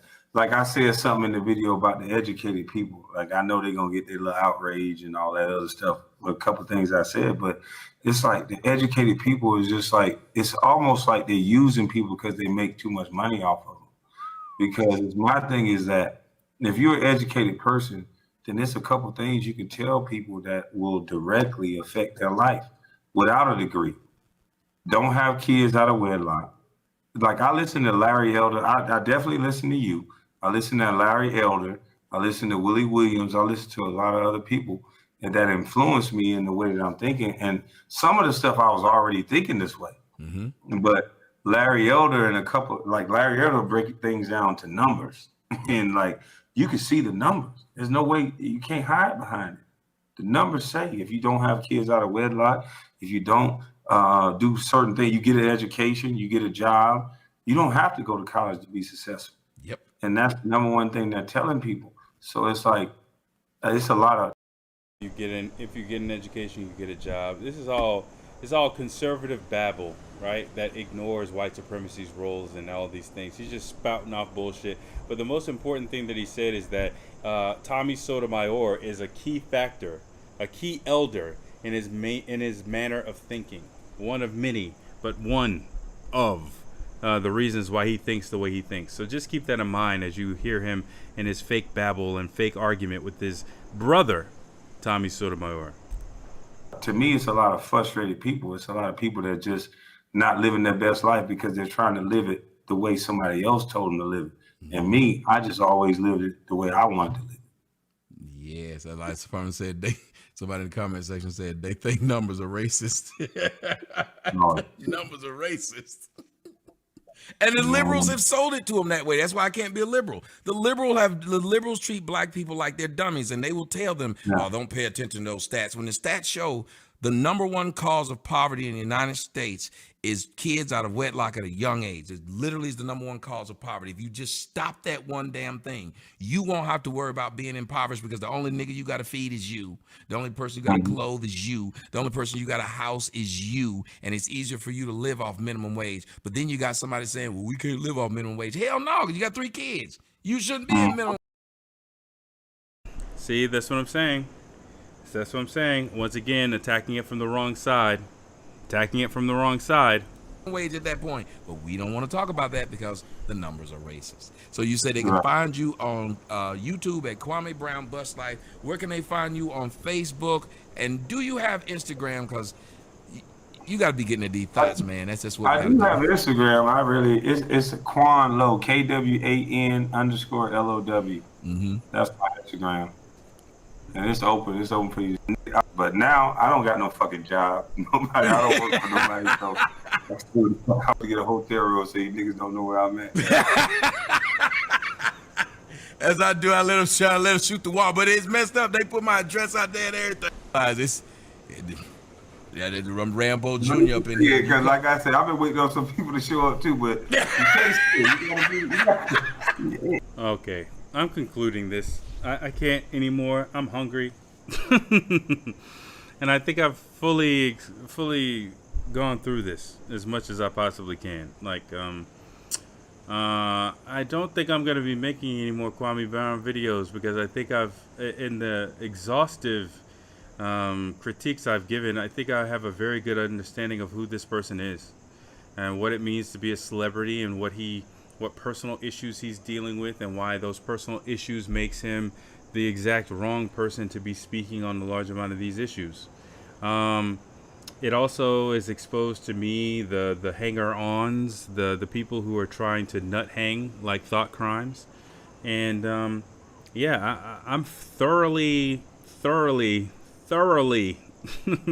educated on this individual, on this fake humble individual.